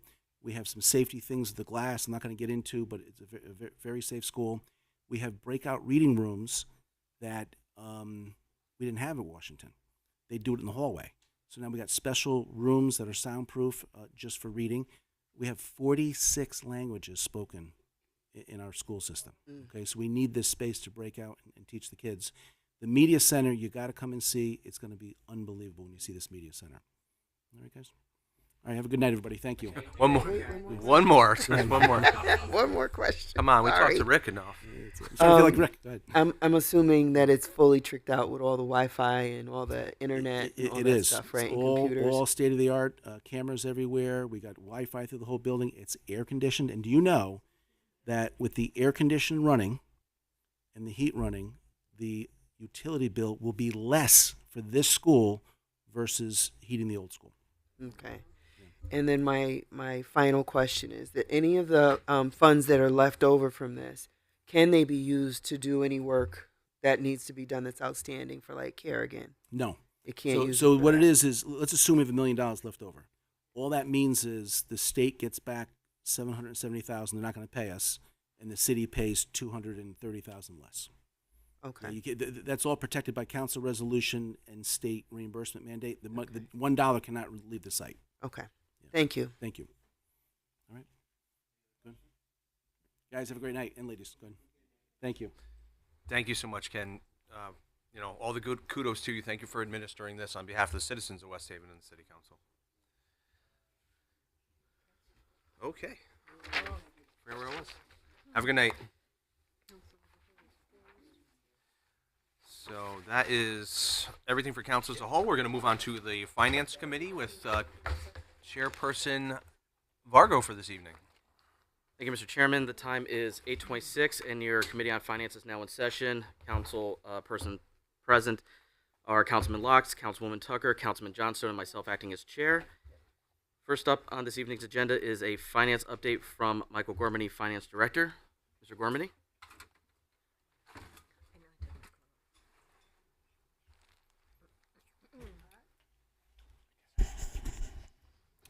All right, good evening, Good evening. Council. We are just giving a finance update. Normally we give one a month, but again, I think I mentioned a couple of months ago we had a catch-up period due to not having a end of December meeting, and also this coincides with the budget submission, so we wanted to also submit the February monthly report. I know I gave the January report 2 weeks ago. So looking at going from January to February, we did see a slight change, which was a positive change. I'm sorry, Mike, was there a handout? I did give it to the staff. Okay, none of us received the financial reports. I don't know if that was for February or not. I'll be more than I know it's hard to listen without the. Yeah, how about if you just give us a high-level overview? I mean, a high-level overview, and I'll be more than happy to talk about it again when it's in front of you. But the high-level overview is that we're trending still in a positive direction. We still have a small surplus that I talked about 2 weeks ago. Going from January to February. The change was as I mentioned prior, we've been working with the sewer fund. We did see a slight improvement in the sewer fund going from January to February, but we're still on track with our revenue projections and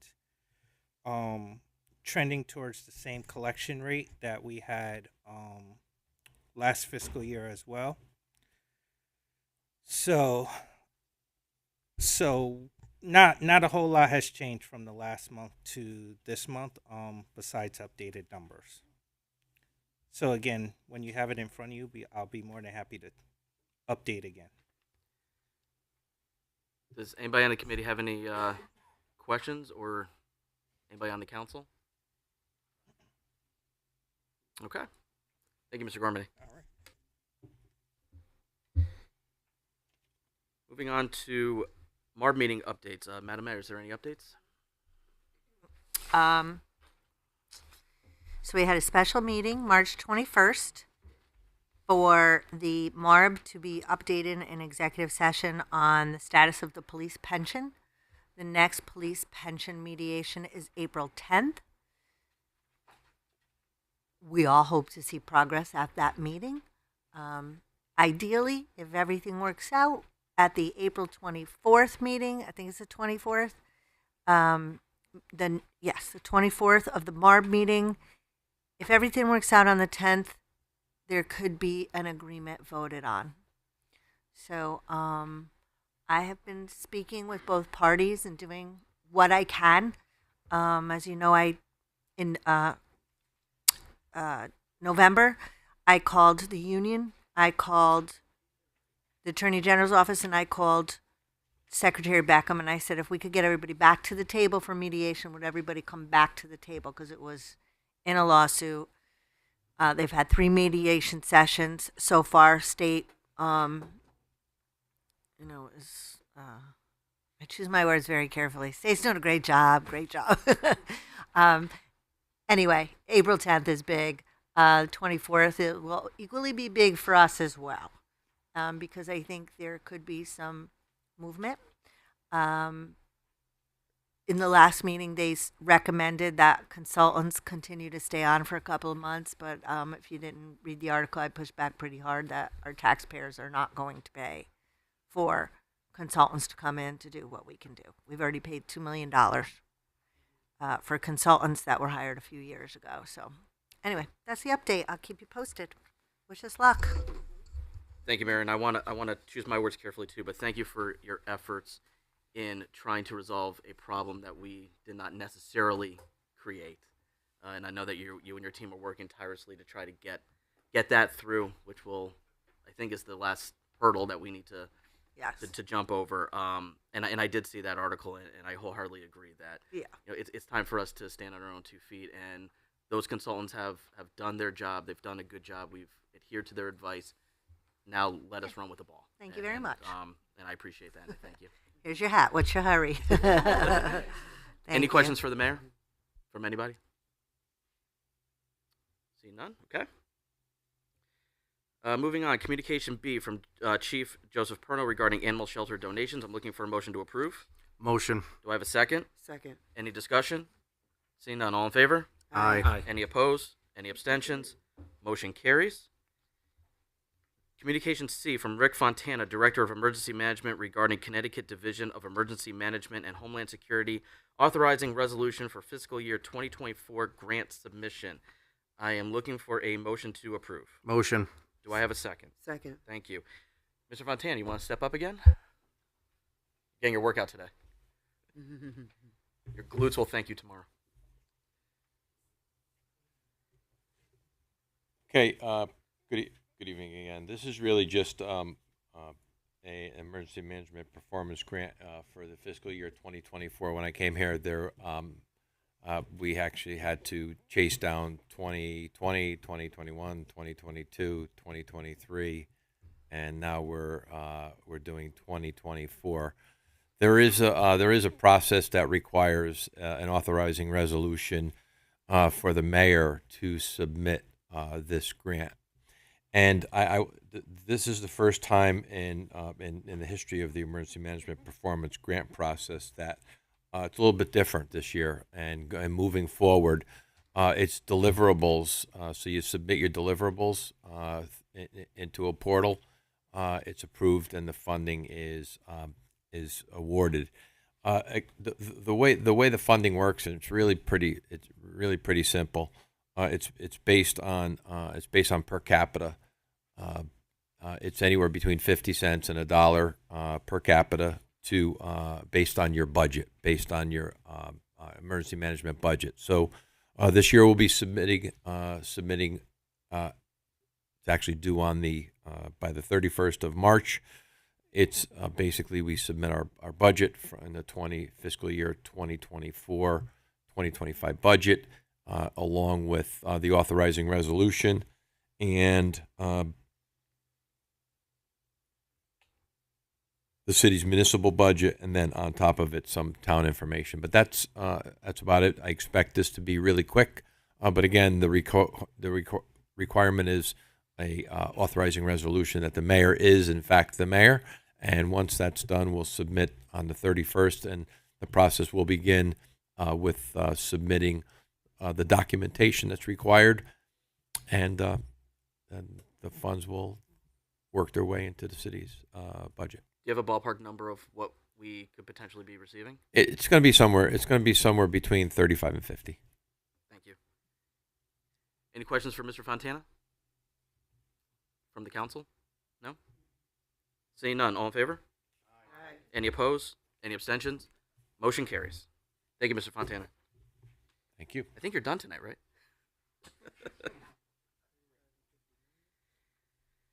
Communication E from Abdul Qadir, city engineer, regarding an ordinance appropriating $538,000 for the costs associated with the planning, design, and rehabilitation of the sewer pipes and manholes related to Contract 2, citywide high priority areas, and the issuance of bonds thereon. We do need a public hearing. Madam Clerk, what day and time is available? I have April 7th at 6:55.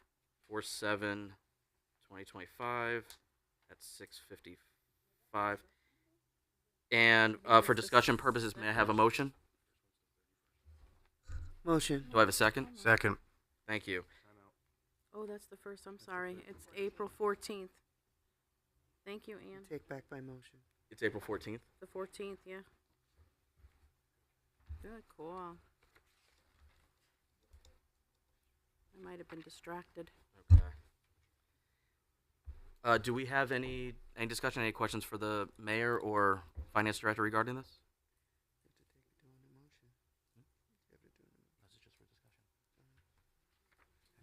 Okay. Actually, we have to withdraw. So,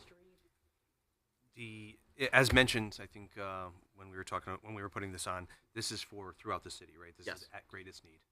Okay. Yes. It says high priority areas. I just want to make that clear that it's not a specific area anywhere. It is throughout the city, citywide, at greatest need of what we're trying to do. Yep. Thank you. Thank you, Chairman. Yes. All right. Seeing no more discussion, can we rescind the second? Withdrawn. Thank you. And rescind the first. I already did. Thank you. Okay, so we'll have the public hearing on 4/14/25, and I'll do the first read at committee report outs. And last is communication F from Anne-Marie Gredoria, tax assessor, regarding a resolution to adopt a modified depreciation schedule for the assessment of motor vehicles pursuant to Connecticut General Statutes, Section 12-63, as amended by Bill Number 7067 of the General Assembly, effective 2014. May I have a motion to approve? Motion. Do I have a second? Second. Thank you. Is there any discussion for the tax assessor? Seeing none, all in favor? Aye. Any opposed? Any abstentions? Motion carries. And that concludes the business of the Finance Committee. Time is 8:37. Thank you, Mr. Chairman. Thank you. Now moving on to Personnel and Civil Service. Chairwoman Melton.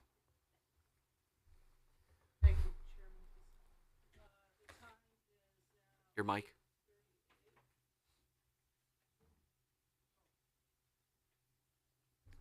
Sorry. Thank you, Chairman Pascal. The time is now 8:38. The Personnel and Civil Service Committee is now in session. Present are Councilman Laux, Councilman Vargo, Councilman Donovan, Councilman Johnstone, and myself, Councilwoman Milton, acting as chair. From tonight's agenda, we have before us Communication D from Mayor Dorinda Borer regarding the appointment of Kathleen Krolak, 176 McKinley Avenue, New Haven, Connecticut, 06515, as Director of the Greater New Haven Transit District Board of Directors. Ms. Krolak's reappointment will be effective immediately and will expire on April 8, 2026. I am looking for a motion to approve said matter. So moved. Second.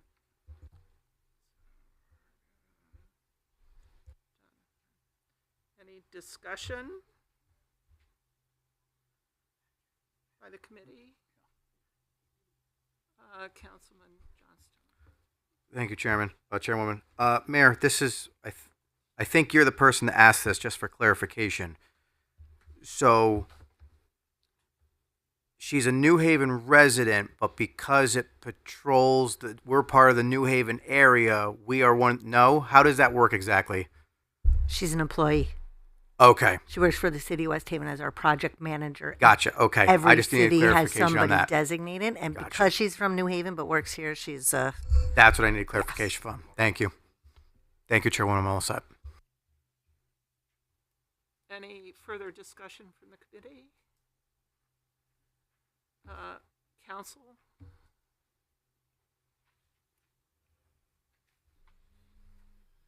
All right. All in favor? Aye. Any opposed? Any abstentions? Motion passes.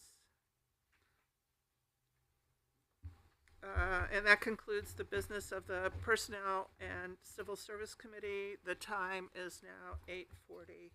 Thank you, Chairman. Thank you, Councilwoman. We will now reconvene to the whole council at 8:40.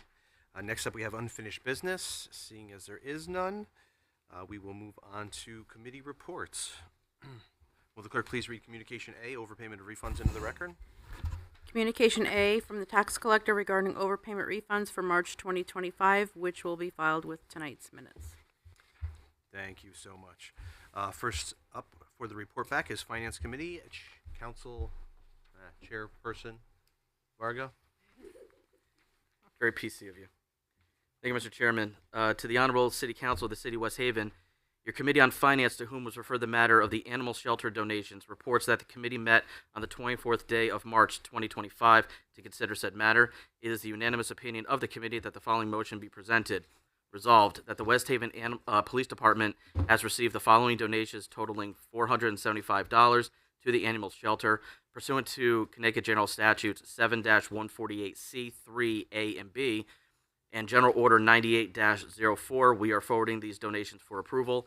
The City Council approved the following motion at a regular meeting held on March 24th, 2025.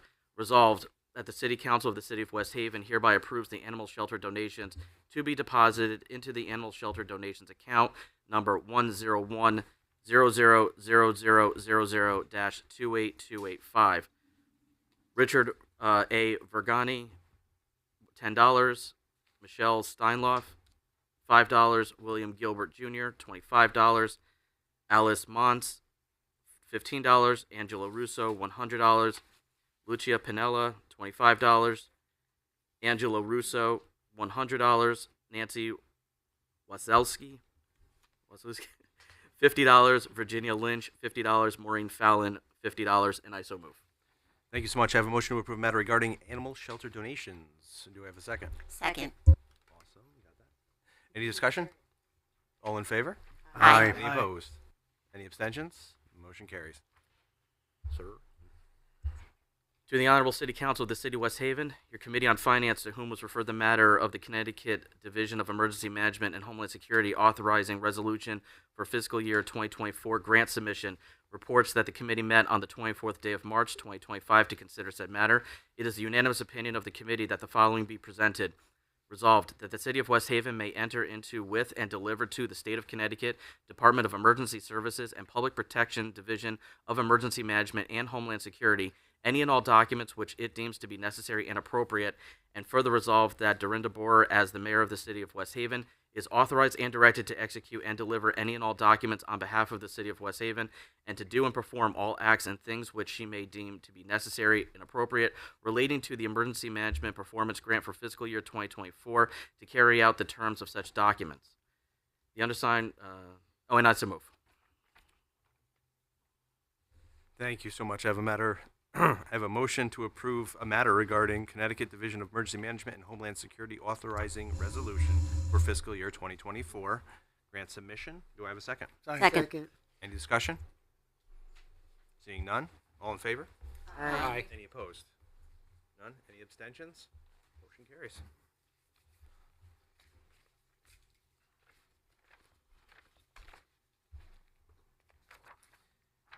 Communication E from Abdul Qadir, City Engineer, regarding an ordinance appropriating $538,000 $1,000 for costs associated with the planning, design, and rehabilitation of the sewer pipes and manholes related to Contract 2, citywide high priority areas, and the issuance of bonds thereon, will be set for a public hearing on April 14th, 2025, in City Council chambers at 6:55 p.m. And I will conduct the first read of the summary. Summary of bond ordinance by the West Haven City Council, sewer pipes and manholes in high priority areas.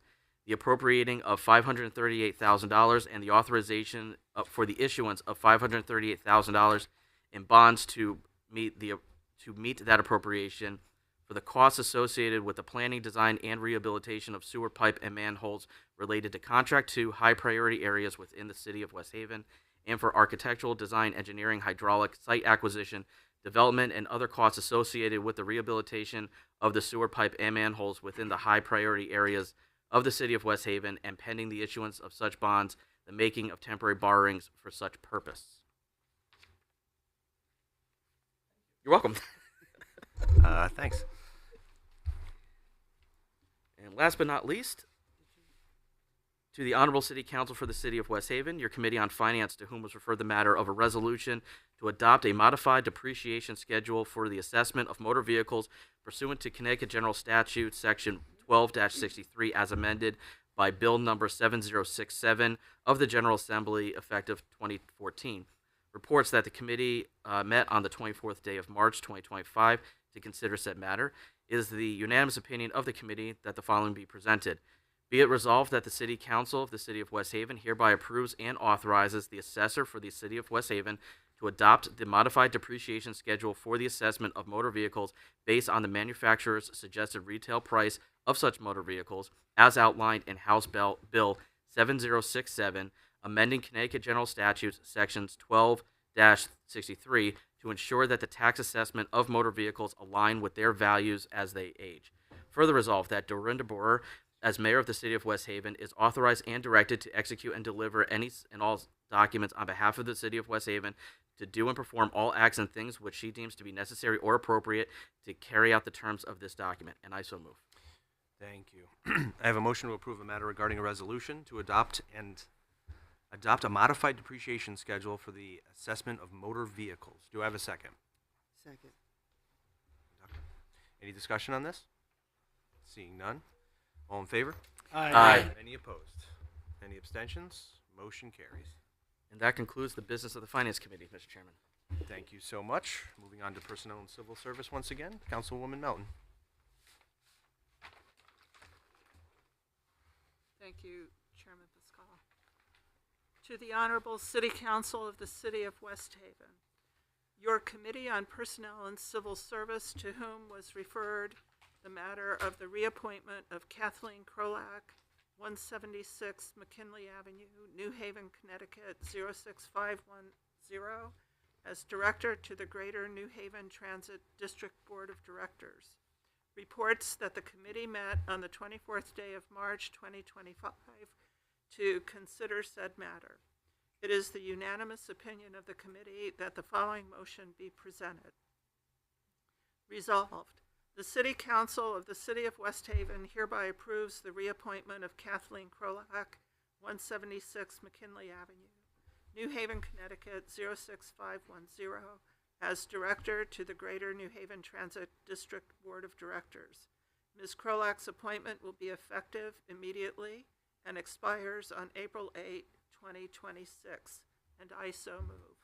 Thank you kindly. I have a motion to approve a matter regarding the reappointment of Kathleen Krolak as Director of the Greater New Haven Transit District Board of Directors. Do I have a second? Second. Thank you.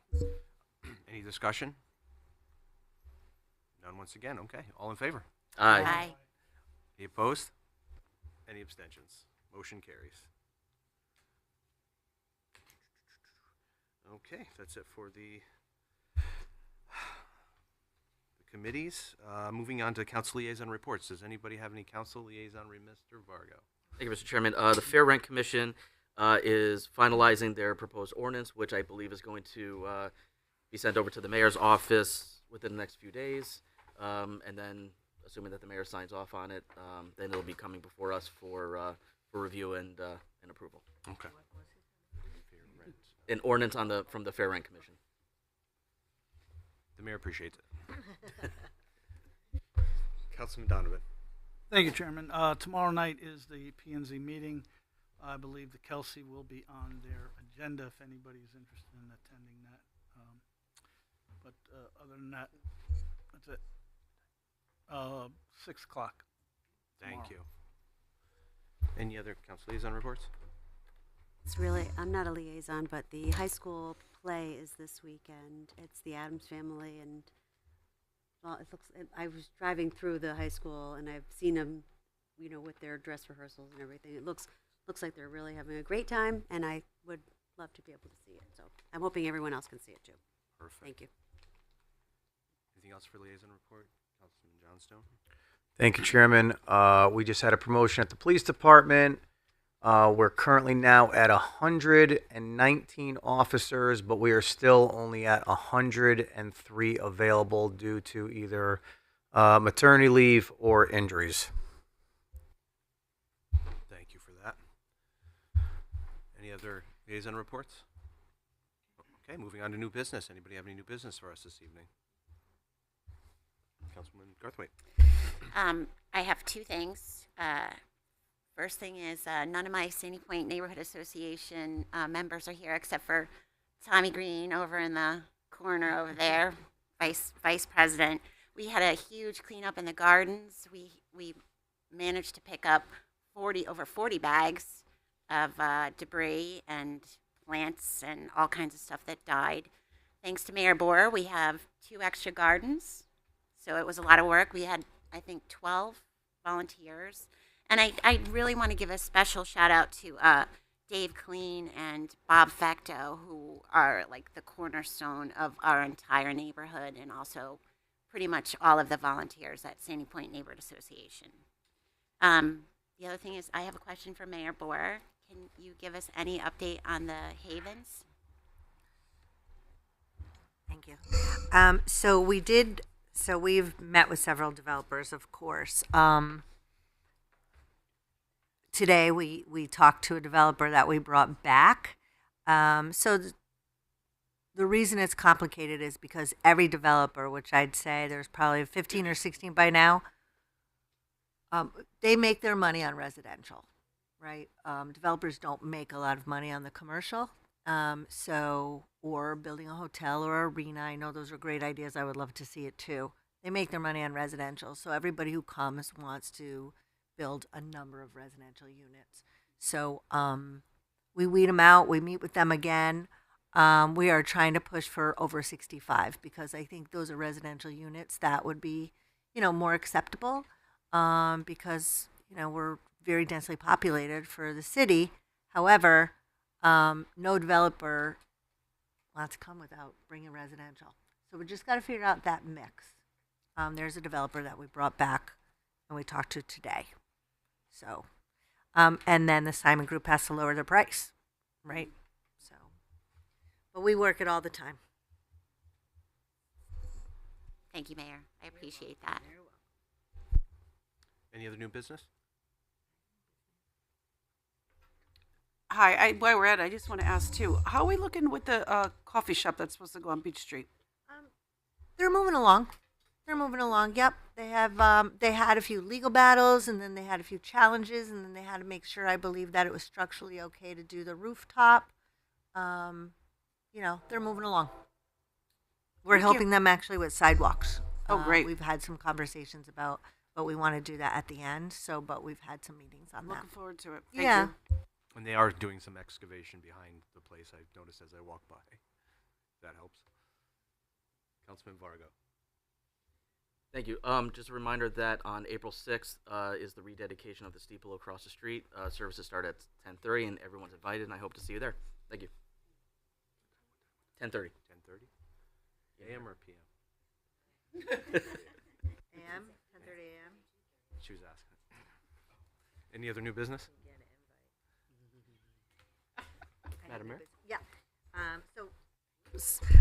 So first of all, I want to reemphasize that exciting news with University of New Haven.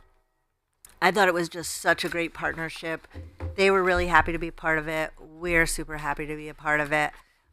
You still obviously have to vote. The public lands will come to public lands for the 500,000 for North End Field. Just a reminder, dilapidated, unused field for over 15 years.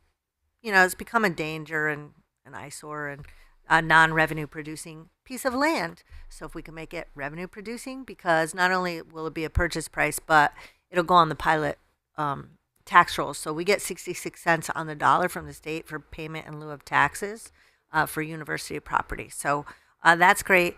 And to let our police and our fire and our dispatchers be able to go for tuition free is just amazing. It just puts us in another league with our recruitment because we can never, I don't want to say never. Right now it's tough to compete, you know, have competitive salaries. So to have this benefit, they are thrilled, and I am thrilled that they are thrilled to do this. And then having our high school students expanding it. It was only UNH, West Haven High, Eastham's, and Notre Dame before. So we had a lot of families that came to me. There was actually a family that I ran into in Randall's. Thank you very much. And they said, you know, my daughter wants to go, but she's not eligible. So anyway, it was a good partnership. So thank you to all who came for the press conference. Yes, I'm going. The play is also at 2:00 on Saturday. So if you can't make the night one, it's at 2:00. I'm actually bringing a group of veterans. The Surfside veterans are coming. We're donating their tickets. Also this week, last week we had Mayor for the Day. So I didn't get a chance to post or anything about it, but 8th grade we had an essay contest. Mayor for the Day, police officer, police chief, fire chief, legal. That was exciting. The Mike Walsh's team, and I'm missing someone. Oh, and Public Works. So she got to go and do the SAM project, and she got to look at the salt shed and all that kind of stuff. So it was a lot of fun. They had great essays. I'll share them with you. I want to thank Melly and her group because they are always cleaning up down there. And if I don't say it enough, thank you very much because you guys do a lot of volunteer work. I also want to address the budget because I know there's angst out there. We all have angst. Time out, you forgot Tommy. What? You forgot to thank Tommy as well. Oh, thank you, Tommy. So I just want to remind everybody that this process is not over. So we still have. I'm required to submit the budget early on in the process, right? That ties my hands a little bit. But I will continue to give you recommendations as I see revenues coming in, right? That helps us project for next year. There are some negotiations that I'm in the middle of that I can't put in the budget until those are finalized. So those would also be coming in. Moving some things into the next fiscal year as we see that we could do that and reallocate. Just because I hand it in my budget, I continue to look at it every day. I ask people for money every day. Like people want to cross the street when they see me coming. But just want people to know that that's not, you know, the final number. Then you are all going to do your work because you have 13 opinions, right, of what you feel you might want to see adjusted. And then we're also having some good conversations with the fire commissioners because don't forget, the fire department is a big half of this. So Allingtown, we had responsibility over. Sewer, we had responsibility over. They're having their public hearing. Let me just back up.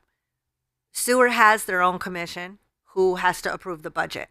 They also have a public hearing. Separate than yours. They're having theirs the day before yours. My budget recommendation has each house going up $33, and that's just to, you know, make up for the infrastructure. The Allingtown Fire Department, we know we dropped that mill rate.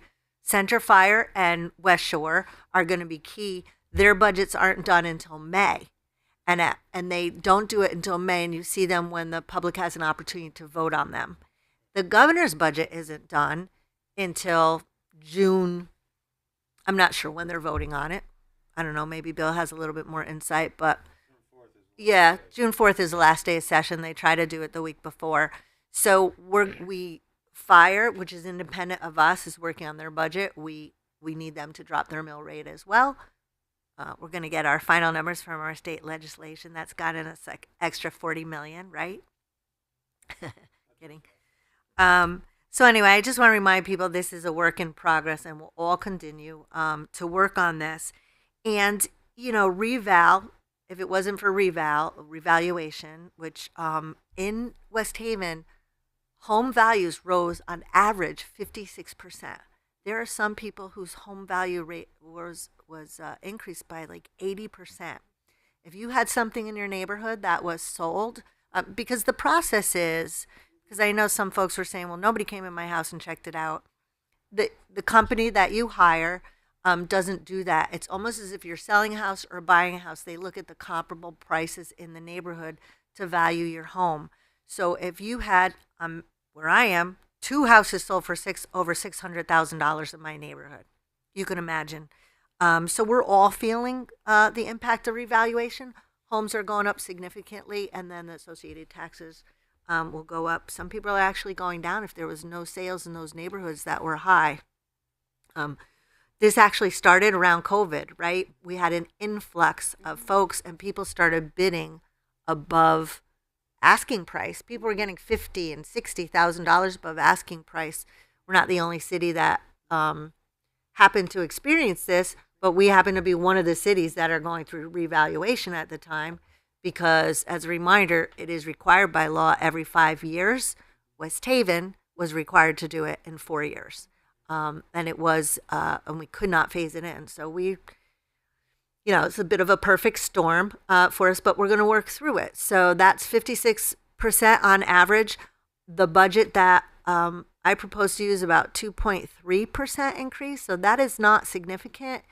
And that the major contributors to that increase in the budget are the health insurance, the Board of Education request, even after I reduced it, and the long ignored infrastructure projects in roads and flooding. Those are the 3 main drivers of the budget increase. I want you to look for other areas to address. It's hard to do that. Those are the big ticket items. So you got to look at those. As far as revenue, we were conservative because I think we're going to see these projects, all these projects that you're approving.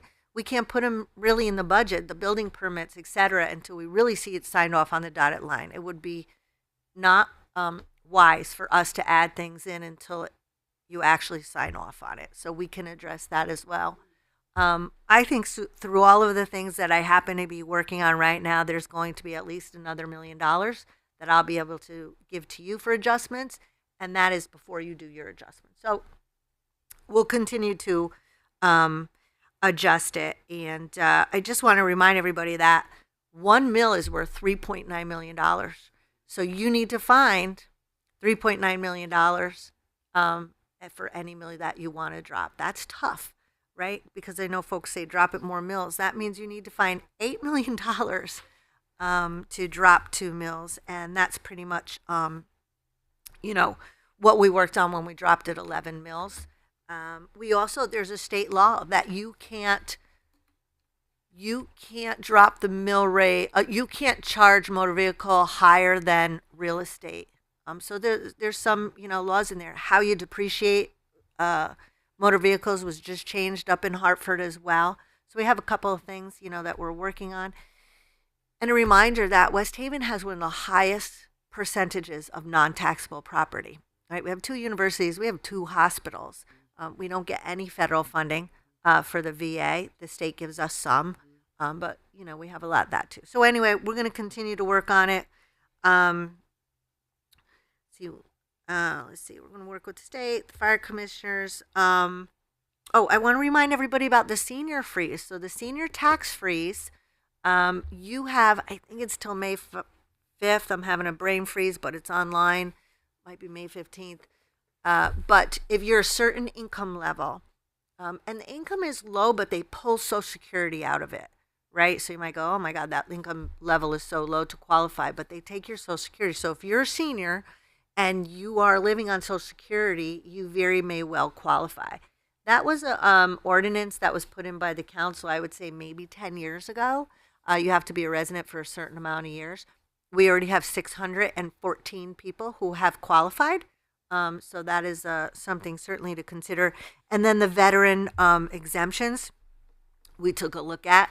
There was different legislation related to that, so that also has to be added in to the budget. So, you know, some people, the taxes are going up, but have you had? I was looking at some of the sales in the neighborhoods in just the past 6 months. So, Ocean Avenue, 672,000, 740,000, 765,000, $1.2 million. Right? That's great because the home values went up, but that also impacts, the associated. Shingle Hill, 440, Peppermill, 455, Downdraft, 460, Malcolm Road, 450. Who'd ever thought? Malcolm Road, 450, David Street, 522, Washington Avenue, must be your house, 595. I'm just kidding. Richards Place, 525, Savin Avenue, 485. And if you had a condo complex where you had 2 or 3 that sold high, that impacted the whole condo. So we're doing everything we can to continue to address it. Rest assured that I try to find money every day and definitely hold everybody accountable the best that I can. But we have rising costs. Any questions for me? I just wanted to add it was May 15th on the tax freeze. Oh, okay, thank you. I found it online. I do have a question. Sure. Could you repeat the amount of money you would need to cut from the budget to save a 1 mil? $3.9 million. Is that different than last year?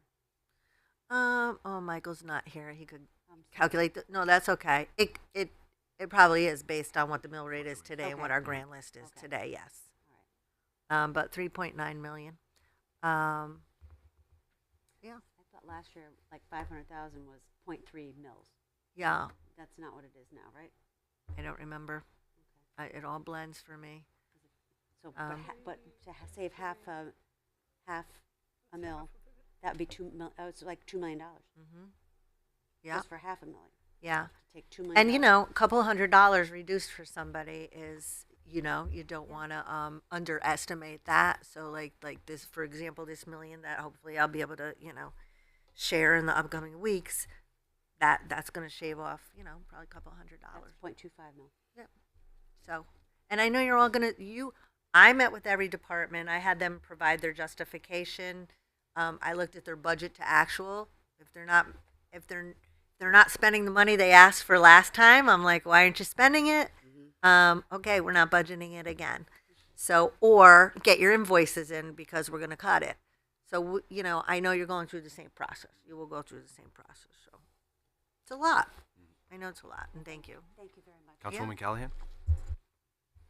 Hi, thank you. I also want to just let everybody know too, I believe it's April 3rd, we're having that for the public at the high school for the budget, right? If they want to come to the meeting? Yeah? Yeah, just to remind people if they have questions. The other thing I just want to put out there is we had talked about too is there's a lot of misleading things out there on social media about the taxes. And I really strongly suggest that you talk to somebody in any one of us or in the mayor's office. There's a lot of misinformation out there. People are getting very misguided about taxes and guessing about this and that and the other thing. So to just reiterate what the mayor has said, I don't think the public is as aware as I've been learning on the city council as to what really goes into a budget and how it comes to be. Again, just so do yourself some due diligence and reach out to any of us or the mayor's office to really understand how the mill rate and your taxes will be, because there's a lot of misguided stuff out there. Thank you. Thank you. Any other new business? Councilwoman Tucker. I just have a question, just to verify. Senior is age 65? No, senior is age 70. Okay. So you can update that in the future. Again, that was an ordinance by the city council. By the city council. I don't know if I said 10 years ago. Could have been 11. Could have been 12. Mm-hmm. I'm guessing it was before all of you. But you can update that. Not for this budget year. Mm-hmm. But 70 years old. You have to be in your home a certain amount of years. 20 years. Yeah, be a resident for 20 years. Consecutively 20 years. Yep, and then they calculate. So I would reach out to the assessor's office, and there's applications. Like I said, we already have over 600 people, and so senior tax freeze is no tax increase. Mm-hmm. And we had to consider that. Don't forget, every time we do an exemption, right? We want to give exemptions to our veterans. We want to give tax freezes to those seniors in their home that want to stay in their home. That we have to build that into the grand list. So we have to take that out of the grand list. So So that's my second question is about veterans. At what point do they qualify? it varies based on their disability. Okay. So they're disabled veterans. Yeah. Okay. And actually, state representative sits on the Veterans Commission and has been working on bills, but he's very versed on that as well. Thank you. Did somebody? Oh, yes. Councilwoman Sure. Ball. Just back to the senior tax freeze. Does that just roll over every year? No, you have to apply every year.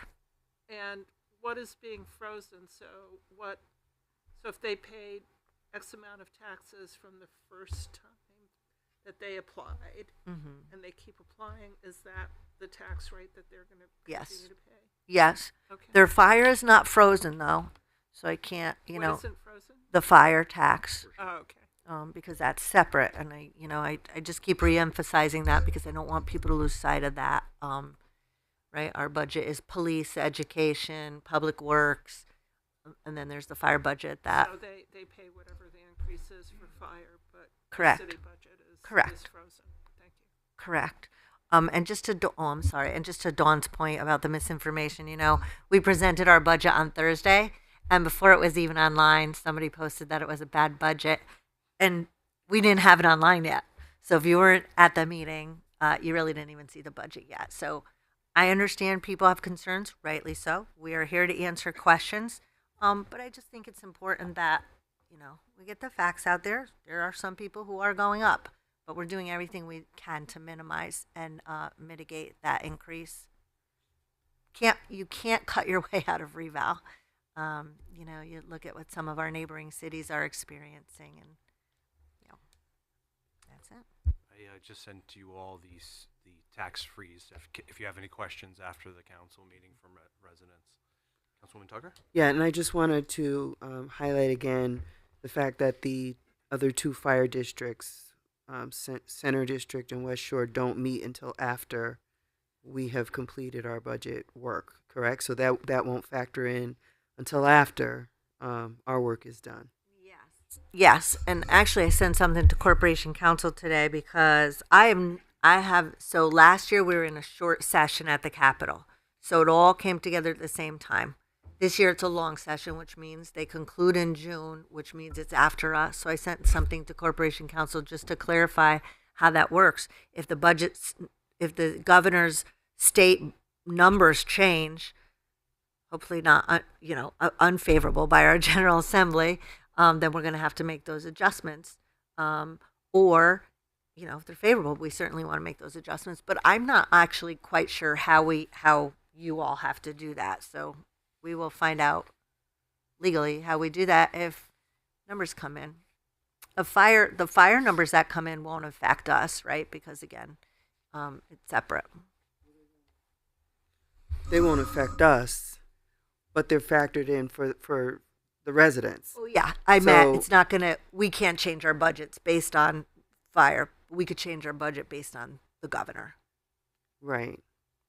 But I'm just saying that as a matter of information for the public who's listening to know and understand that if you're going to try to calculate your increase or decrease, you're going to have to factor in the fire have to wait mill rate. Yes. And you have to wait for that to happen. Yes. And that won't happen until after we're done with ours. Yes. That's Correct. what I just want to say. Because I know we're going to have a public hearing, and I know people are going to have these questions. So I just want to, give that information so that people consider that before they come to the meeting and, they're fully informed about it. And the fire departments post their date because that budget, we don't have in our charter a referendum for a budget vote. The fire departments do. So the public goes and votes on the budget.